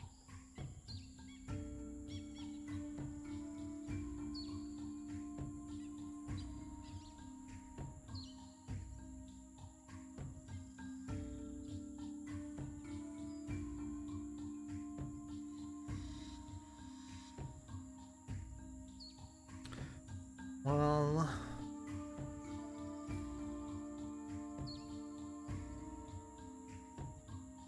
I guess we want the +1 in case we want the Inferno missile pod to do something more, although it's not going to do much right away. Let's control Kismet. Jinx, Lucky. Hero with the highest deals hero with lowest. That takes out B-Bot. Actually, Unity has a -2, so no damage will be dealt here, which is amusing. But Kismet would still deal damage, which is unfortunate. So either we give a damage increase to Unity or Harpy. No, I don't want to be famous. Or a weak heart, which with a -1 doesn't do anything. And this goes on benchmark, but that doesn't do anything. So it's probably just the order these were. Glass Jaw coming out is okay.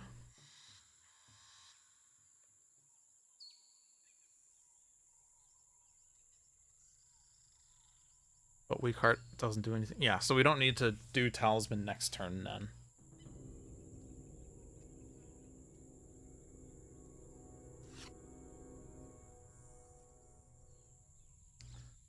I don't have a hardware, so I shall draw. A discard for the missile pod to deal 1 damage, but I'm gonna hold on to my cards because I don't have many. So, what am I gonna do here? Until the start of your next turn, reduce damage dealt by environment cards by 3. I know that a lot of people consider that to be a lame effect.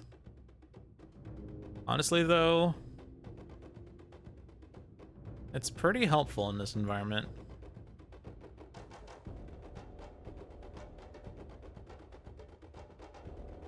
I think I'm just gonna do it. I guess Foresight would be a bit better.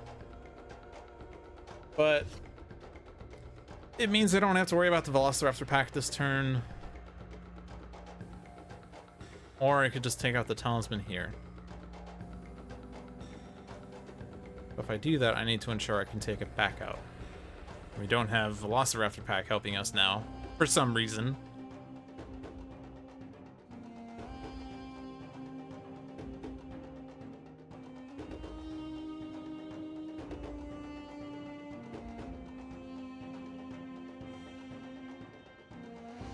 Don't have that much damage here. Well, we know that she's not playing a lucky card.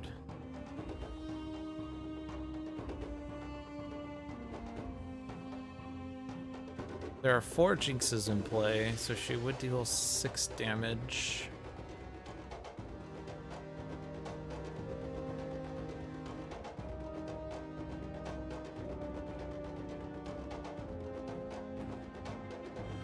She does the damage to the heroes first, and because of the order of operations, right? Like, Ra deals himself and each non-hero target 2 irreducible fire damage. He hits himself first. So I can't really get this ordered, so she hits the Talisman first and cancels the damage.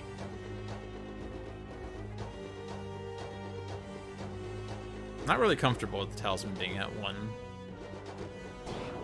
But hopefully with our environment protection, nothing bad happens.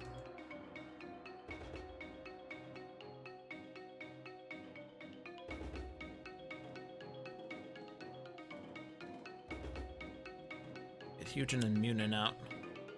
I still want more. We'll take a Harpy Hex though. It is pretty nice.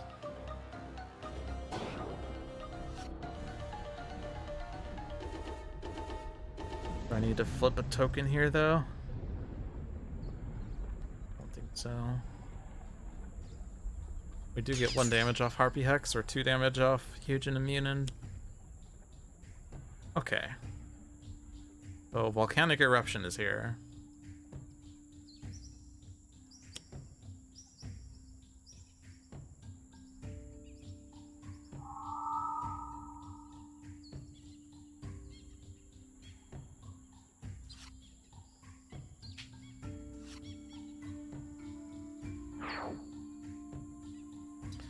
The interesting thing about Volcanic Eruption is that B-Bot cancels it.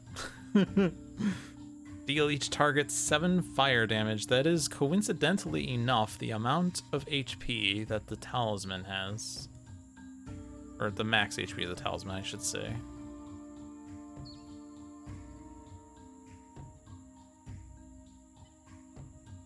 So we could do a ping on the talisman then.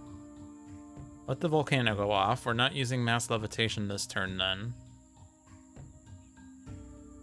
The volcano takes out Velociraptor Pack, it flips the talisman back, and it deals 7 to Kismet. And it doesn't hit any of us because B-Bot destroys the volcanic eruption. Which is pretty nice. So I don't think we skip any turn then.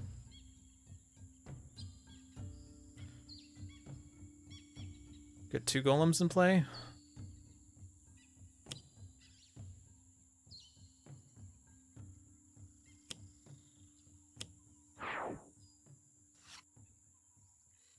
Draw another construction pylon. So the ping can come off of Harpy because of Conjured Aura. So every other damage just goes to Kismet then. Actually, we don't even need to ping. Do we? I guess we could. As long as we have damage elsewhere, which is like this damage, this hits 3 targets, so we could still hit Kismet with it. We could also hit B-Bot. B-Bot pings the talisman. Oh, but we can't actually do that because B-Bot deals the 2 damage that would flip the talisman, but also destroys the card that would flip the talisman back, so we can't do it that way then.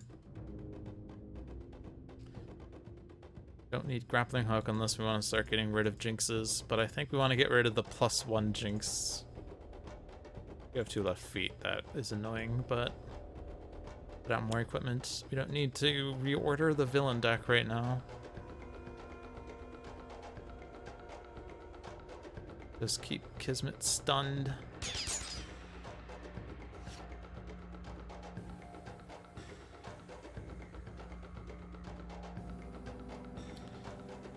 We want random hardware. We'll see why not. You are the hero with the lowest. We could put multi-point HUD out so that the Infernal Missile Pod does something, but nah. Subcutaneous Cybernetics. At the end of your turn, benchmarker gains 1 hit point. The first time benchmark is dealt damage each turn, you may discard a card to regain a hit point. And that goes into the Infernal Missile Pod. Load on initialization seems good to get softwares out now that we have 4 hardware. And let's see what top of deck is. Threat neutralizer. There's another hardware. I can play it. Yes. And that combos with the Infernal Missile Pod. But since I don't have the +1 yet, I think I'm not using the Infernal Missile Pod still. It's only 1 damage. We don't need precognition this turn. We could use that if we use the talisman and we see 2 luckies plus a jinx. I think we put out Mental Divergence.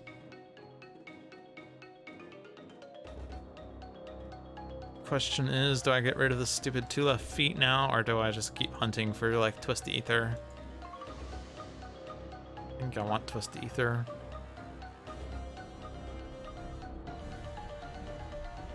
Rest the Mind, same thing, right? You don't need a second Mass Levitation. Especially since we can only use 1 power. I'm hitting the Talisman. It's back in Kismet's play area. For now. Heal each target 7, so it's fine. You don't have a minus anywhere. Okay.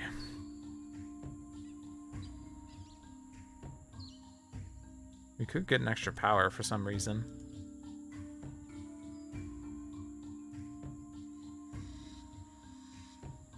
Tenuous Focus, it seems like it's a good turn for that. Deal damage.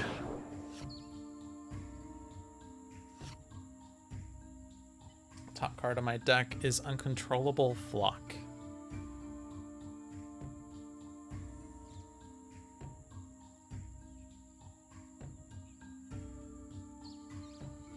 That's okay.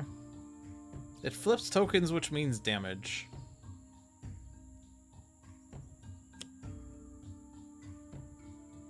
I still want to hunt for something else. Swift Summoning.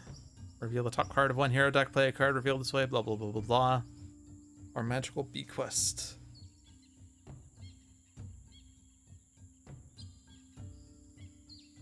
I think I want Swift Summoning more.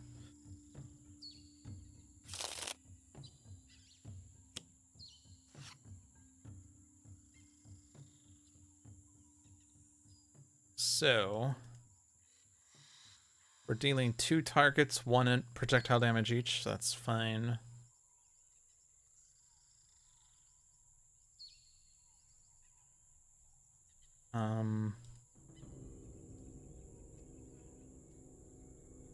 There one that said if you have 3 avians, destroy this.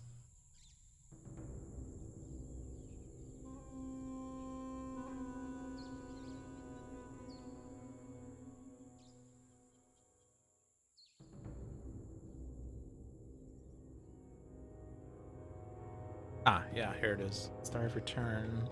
There are 3 or more, destroy this. Duh, it's already in play. Star of Return, flip an Arcane. Yeah, so we're currently at the point where it's fine.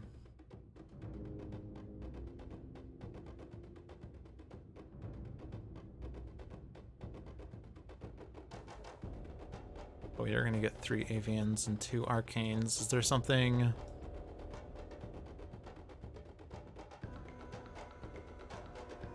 This hits me harder when I have more Avians.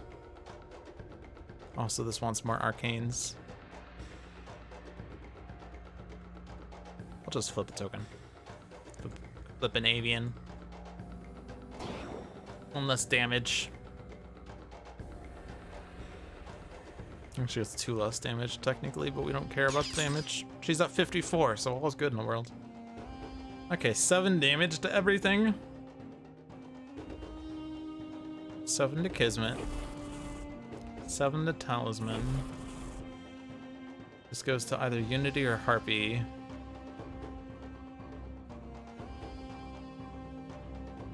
I probably want it on Unity because then we have Wraith and Visionary to control things. Although it does slow down her Talisman game. Or, sorry, Golem game. I think we have to take out the Velociraptor pack because it's going after B-Bot. Or actually, it's going after Raptorbot next. Because B-Bot will be gone. Don't hit anyone else except B-Bot. Who hits Kismet. Actually, Unity hits Kismet. So no damage happens. Whoops! It's okay. Enraged T-Rex. Deals the target other than itself with the 2nd highest HP 5 melee damage. Well, Unity's gonna be beaten up by Kismet, so we throw this on Harpy, who is dealt damage, so she may flip a token. Who then hits Kismet.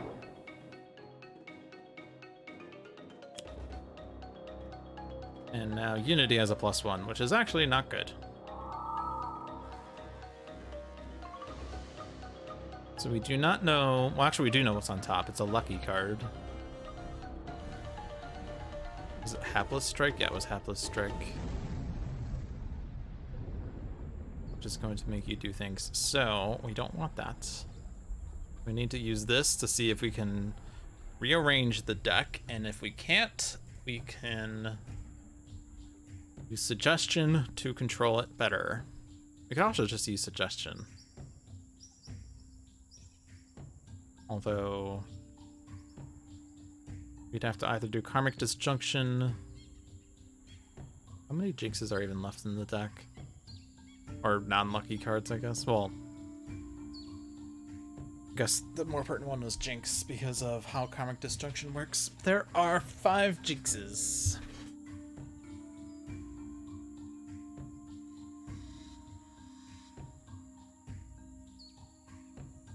Volatile Parts doesn't do anything when Unity has 2 shaky arms.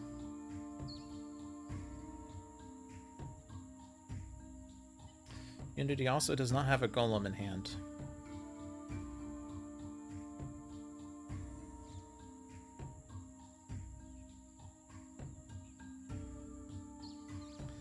Guess we just need to play Brainstorm.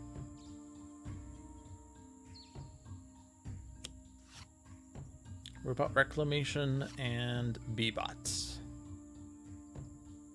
This does 0 damage. But what is on your deck?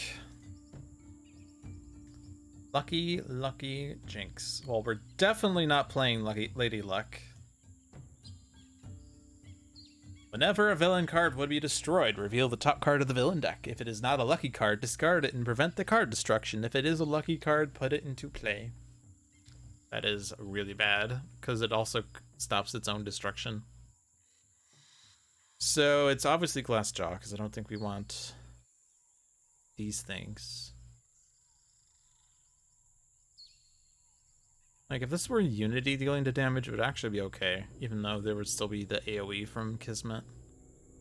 I think we have to do Glassjaw. But it does mean we have these 2 awful cards to contend with on a future turn. I think Hapless Strike is still better than Lady Luck. Ooh, Flash Forge. That's a really nice one. We do have a bit of setup here, so Kismet's just being slowly whittled down.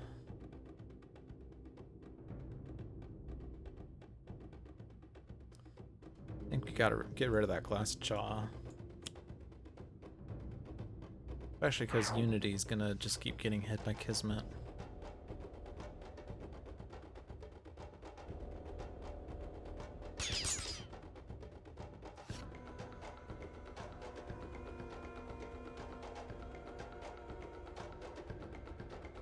I want this one. I want the multi-point HUD someday, but I want the software that gets softwares out. Enraged T-Rex is going after Wraith.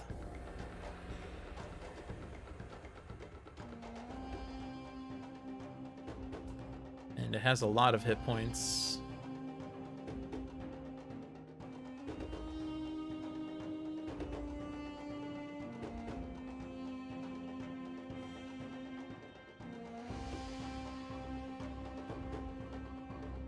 I think we're going back to Mass Levitating because I don't want to deal with this guy. It's okay if he deals 2. I don't want him dealing 5, although I'm fairly healthy right now, but I am worried about 4 damage to everyone and 5 damage to everyone. And there are 4 of those cards in the deck. It's a 1 in 3 chance that something terrible happens. So let's see what the top card of Benchmark's deck is. It's whenever you would be dealt damage by a non-hero target with 2 or fewer HP, destroy that target instead.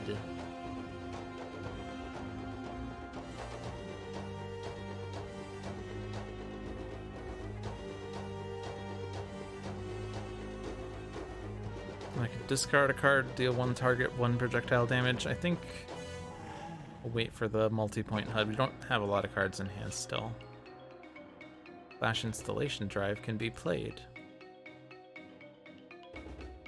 And that puts softwares for my trash into play.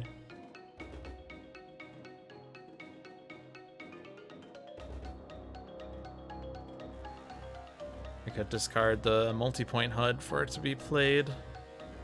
Or I just accidentally hit skip. That's okay.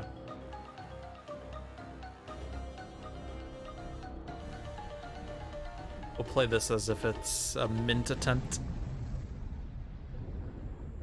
I'll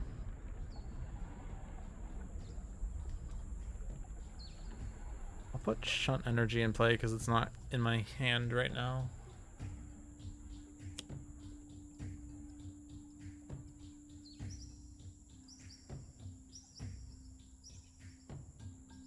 I could rest the T-Rex's mind.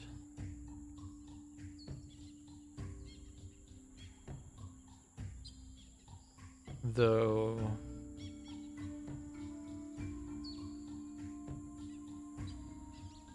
it would be quite a bit of damage to myself.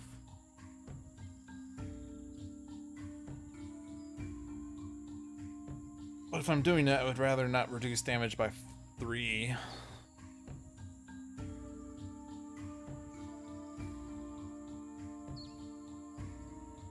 Guess we have to...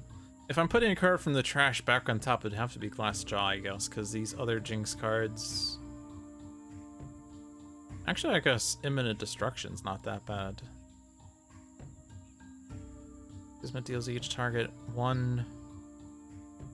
This one plus another environment plus 1, so 3 at most. Wouldn't be the worst thing. It would destroy a Raptor bot if it did the full 2.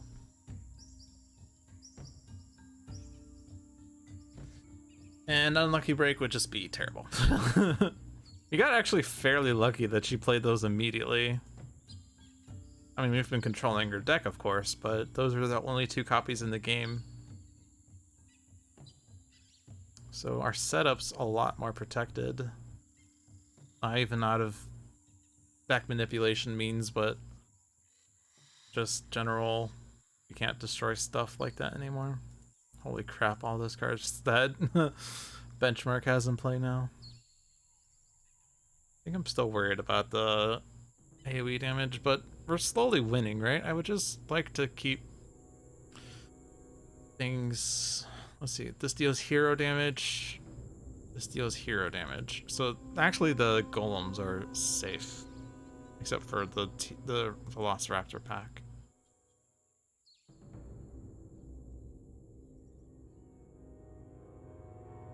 If we see Obsidian Field, I don't want her to destroy it. I would like to keep it in play, not put that with this.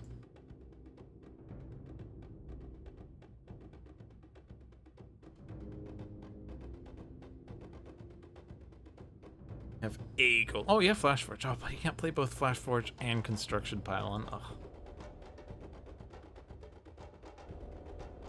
Annoying.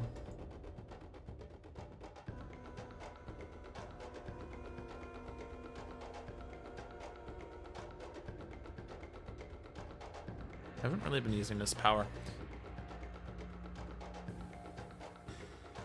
Could just try to go ham on Kismet and take her out. If I want to do that, I probably should suggest first.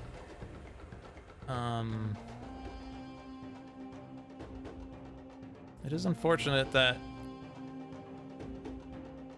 even if Unity wants to use Construction Pylon, she doesn't have construction, like she doesn't have 2 golems, so it would be a small waste. She could play Flash Forge, but then she wouldn't have a power to use the golems on.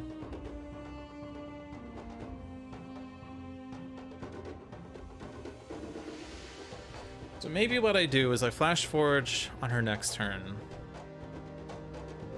and then use the Talisman, at which point I could use Suggestion to put a Jinx back on top. If I use a talisman on her next turn after I've already used suggestion, we already know what that card is that's going to be revealed. Actually, we know that it's 2 Luckies and a Jinx, right? It was Lady Luck and Hapless Strike.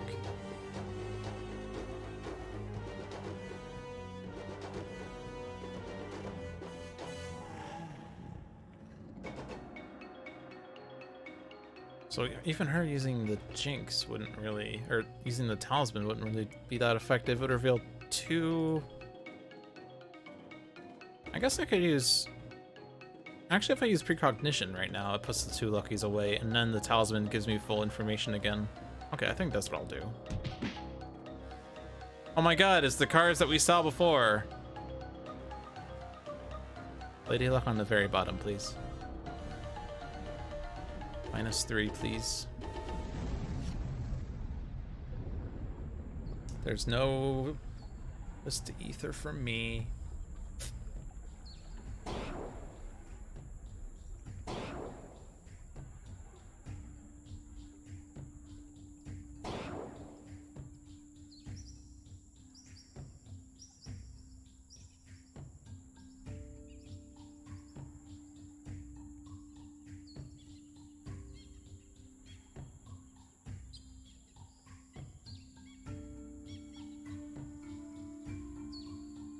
Oh, this is actually really interesting. I'd never really noticed this. Directed Strike flips 2 Arcane tokens, which will put her at 3 Avians. Huge and Minen will say you have 3 Avians, so increase projectile damage by 1. You can discard 3 or up to 3 cards. You'll deal 1 damage or 1 projectile damage for each discard, except each is increased by 1. So you can deal 6 damage with it right now.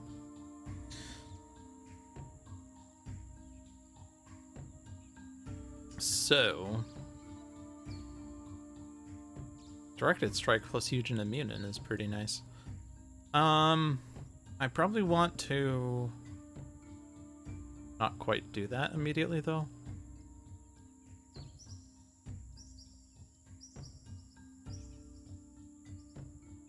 Like if I do Mystical Outburst and then refocus and play Directed Strike, that's like, that is so much damage.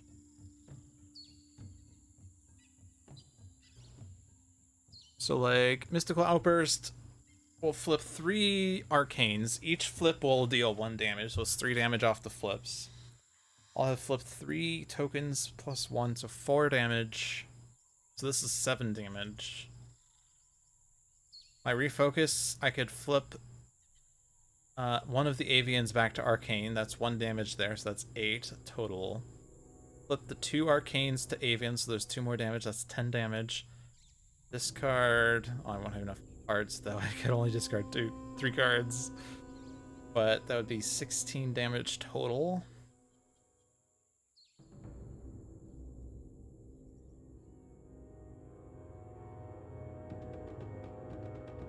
And what happens? End of turn stuff.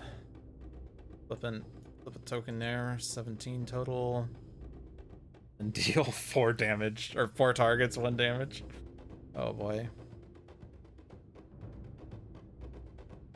There's 3 non-hero targets.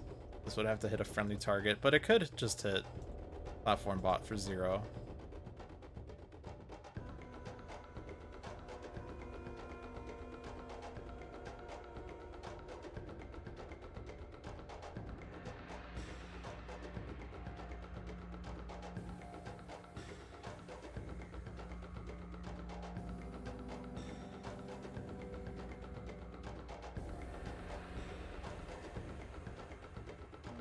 What if...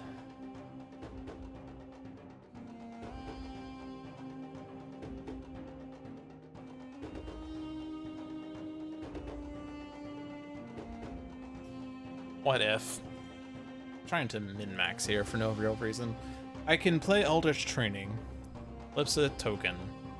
So now we'll be at 5 Arcanes.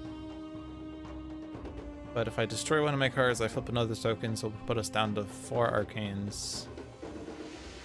But I do get a card draw off of that. And I get to use a power if I use this power to flip an arcane. And then I flip 2 arcanes. Oh, this draws 2. Oh! I can discard 5 off this.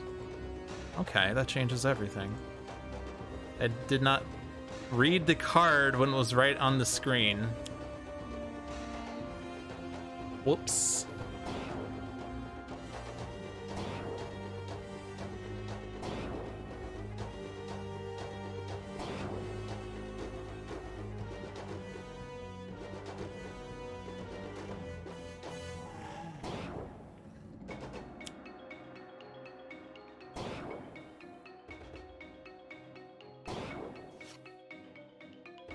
These are really nice cards that I'm drawing here. It'd be a shame if I were to discard all of them.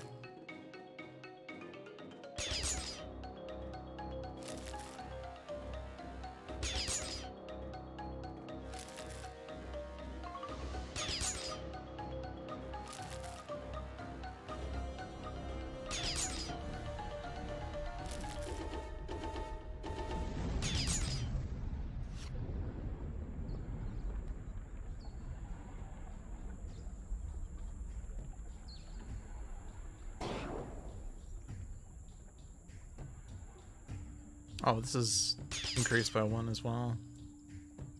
So it actually isn't negated to platform bot. Well, that's unfortunate. Be a shame if I were to hit myself with this. Oh look, I flip a token! Ha ha!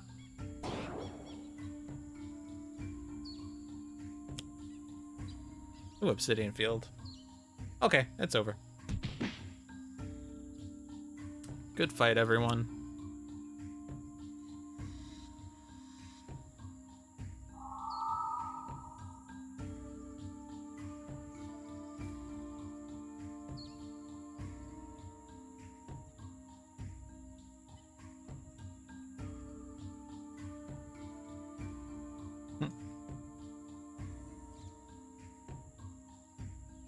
Let's hasty augment Visionary. Because this crushing lucidity has been rather uncrushing. And we'll let the golems win. Okay. Spent a million years working out Harpy's turn, but that was pretty nice to work that out and realize that targeting arrow or whatever combos. That was a targeting arrow. Whatever the Harpy card was. Combos with huge and immune in a way that I didn't really realize. So it's pretty effective. Alright, well. We have successfully got caught up on 2 one-shots. If I do 2 a week, we'll be caught up in 5 weeks. Although next week we're playing the Arc of Unreality. This is a preview of what's happening, I suppose. It is a fixed start, which means that John already knows what's going to happen. He stacked the decks terribly, so this is impossible. But that's what we're playing next week, and it's unlikely that I'll play an additional game, considering that Oblivion games tend to last 2 to 3 hours. At least my games tend to last 2 to 3 hours. But we'll then keep working on getting caught up on this one-shot backlog. We took 6 weeks off, I guess, because we were demoing Spirit Island multiplayer 1 week, and I was playing One Deck Dungeon for 2 weeks. And then I think I was celebrating the 1-year digital release of Spirit Island another week. There's a lot of things going on that put Sentinels off, but it's nice to get back to it. Sentinels is the Handelabra classic, and it's a really fun game. If you would like to be playing this game, you can buy it yourself. I was gonna say, if you would like to play this game, stay tuned for our weekly giveaway, but no, we do not have that. That'd be cool though, but we don't have that. But you can check out the game yourself. It is on Steam, it's on iOS and Android devices. Base game is pretty cheap. It starts with 4 villain decks, 4 environment decks, and 10 hero decks. The expansions are a bit more expensive, but they provide a lot of decks and a lot of different types of games. But it is very much worth it. It is a very solidly programmed game. So do check it out sometime. The other Handelabra products include Aeon's End, One Deck Dungeon, Bottom of the Ninth, and Spirit Island. They are all also available on Steam, iOS, and Android devices. All very fun. I've played all of them except for Bottom of the Ninth, but I trust that Bottom of the Ninth is a good game as well. Check out the other streams we have on this channel. Every Monday at 5 p.m. is Luck of the Seamus with Seamus the Hug Monster. Every Tuesday at 7 p.m. is Handelabra Live with John. Thursday at 7 p.m. is Dolphin's Dive with yours truly. Saturday at 7 p.m. is Spirit Island Saturdays with usually myself, usually John, usually Seamus, and sometimes you, if you claim the 20,000 point Labra reward to be a guest on Spirit Island Saturdays. And every Sunday at 6 p.m. is Tales from the Archive with another letdown. You can follow our channel at twitch.tv/HandelabraGames, or on YouTube it's Handelabra, or on Twitter it's Handelabra. You can follow me personally at Logic Dolphin on Twitter, Twitch, YouTube, Discord, most avenues. I'm Logic Dolphin. I updated my Game Center ID to be Logic Dolphin, by the way. It still said the old username every time I logged in, because I didn't get around to it until I did, and I realized it was really simple. Probably should set up an email for Logic Dolphin at some point. Could even just do it right now. That would, better later than never. And forward all emails to that email or something like that.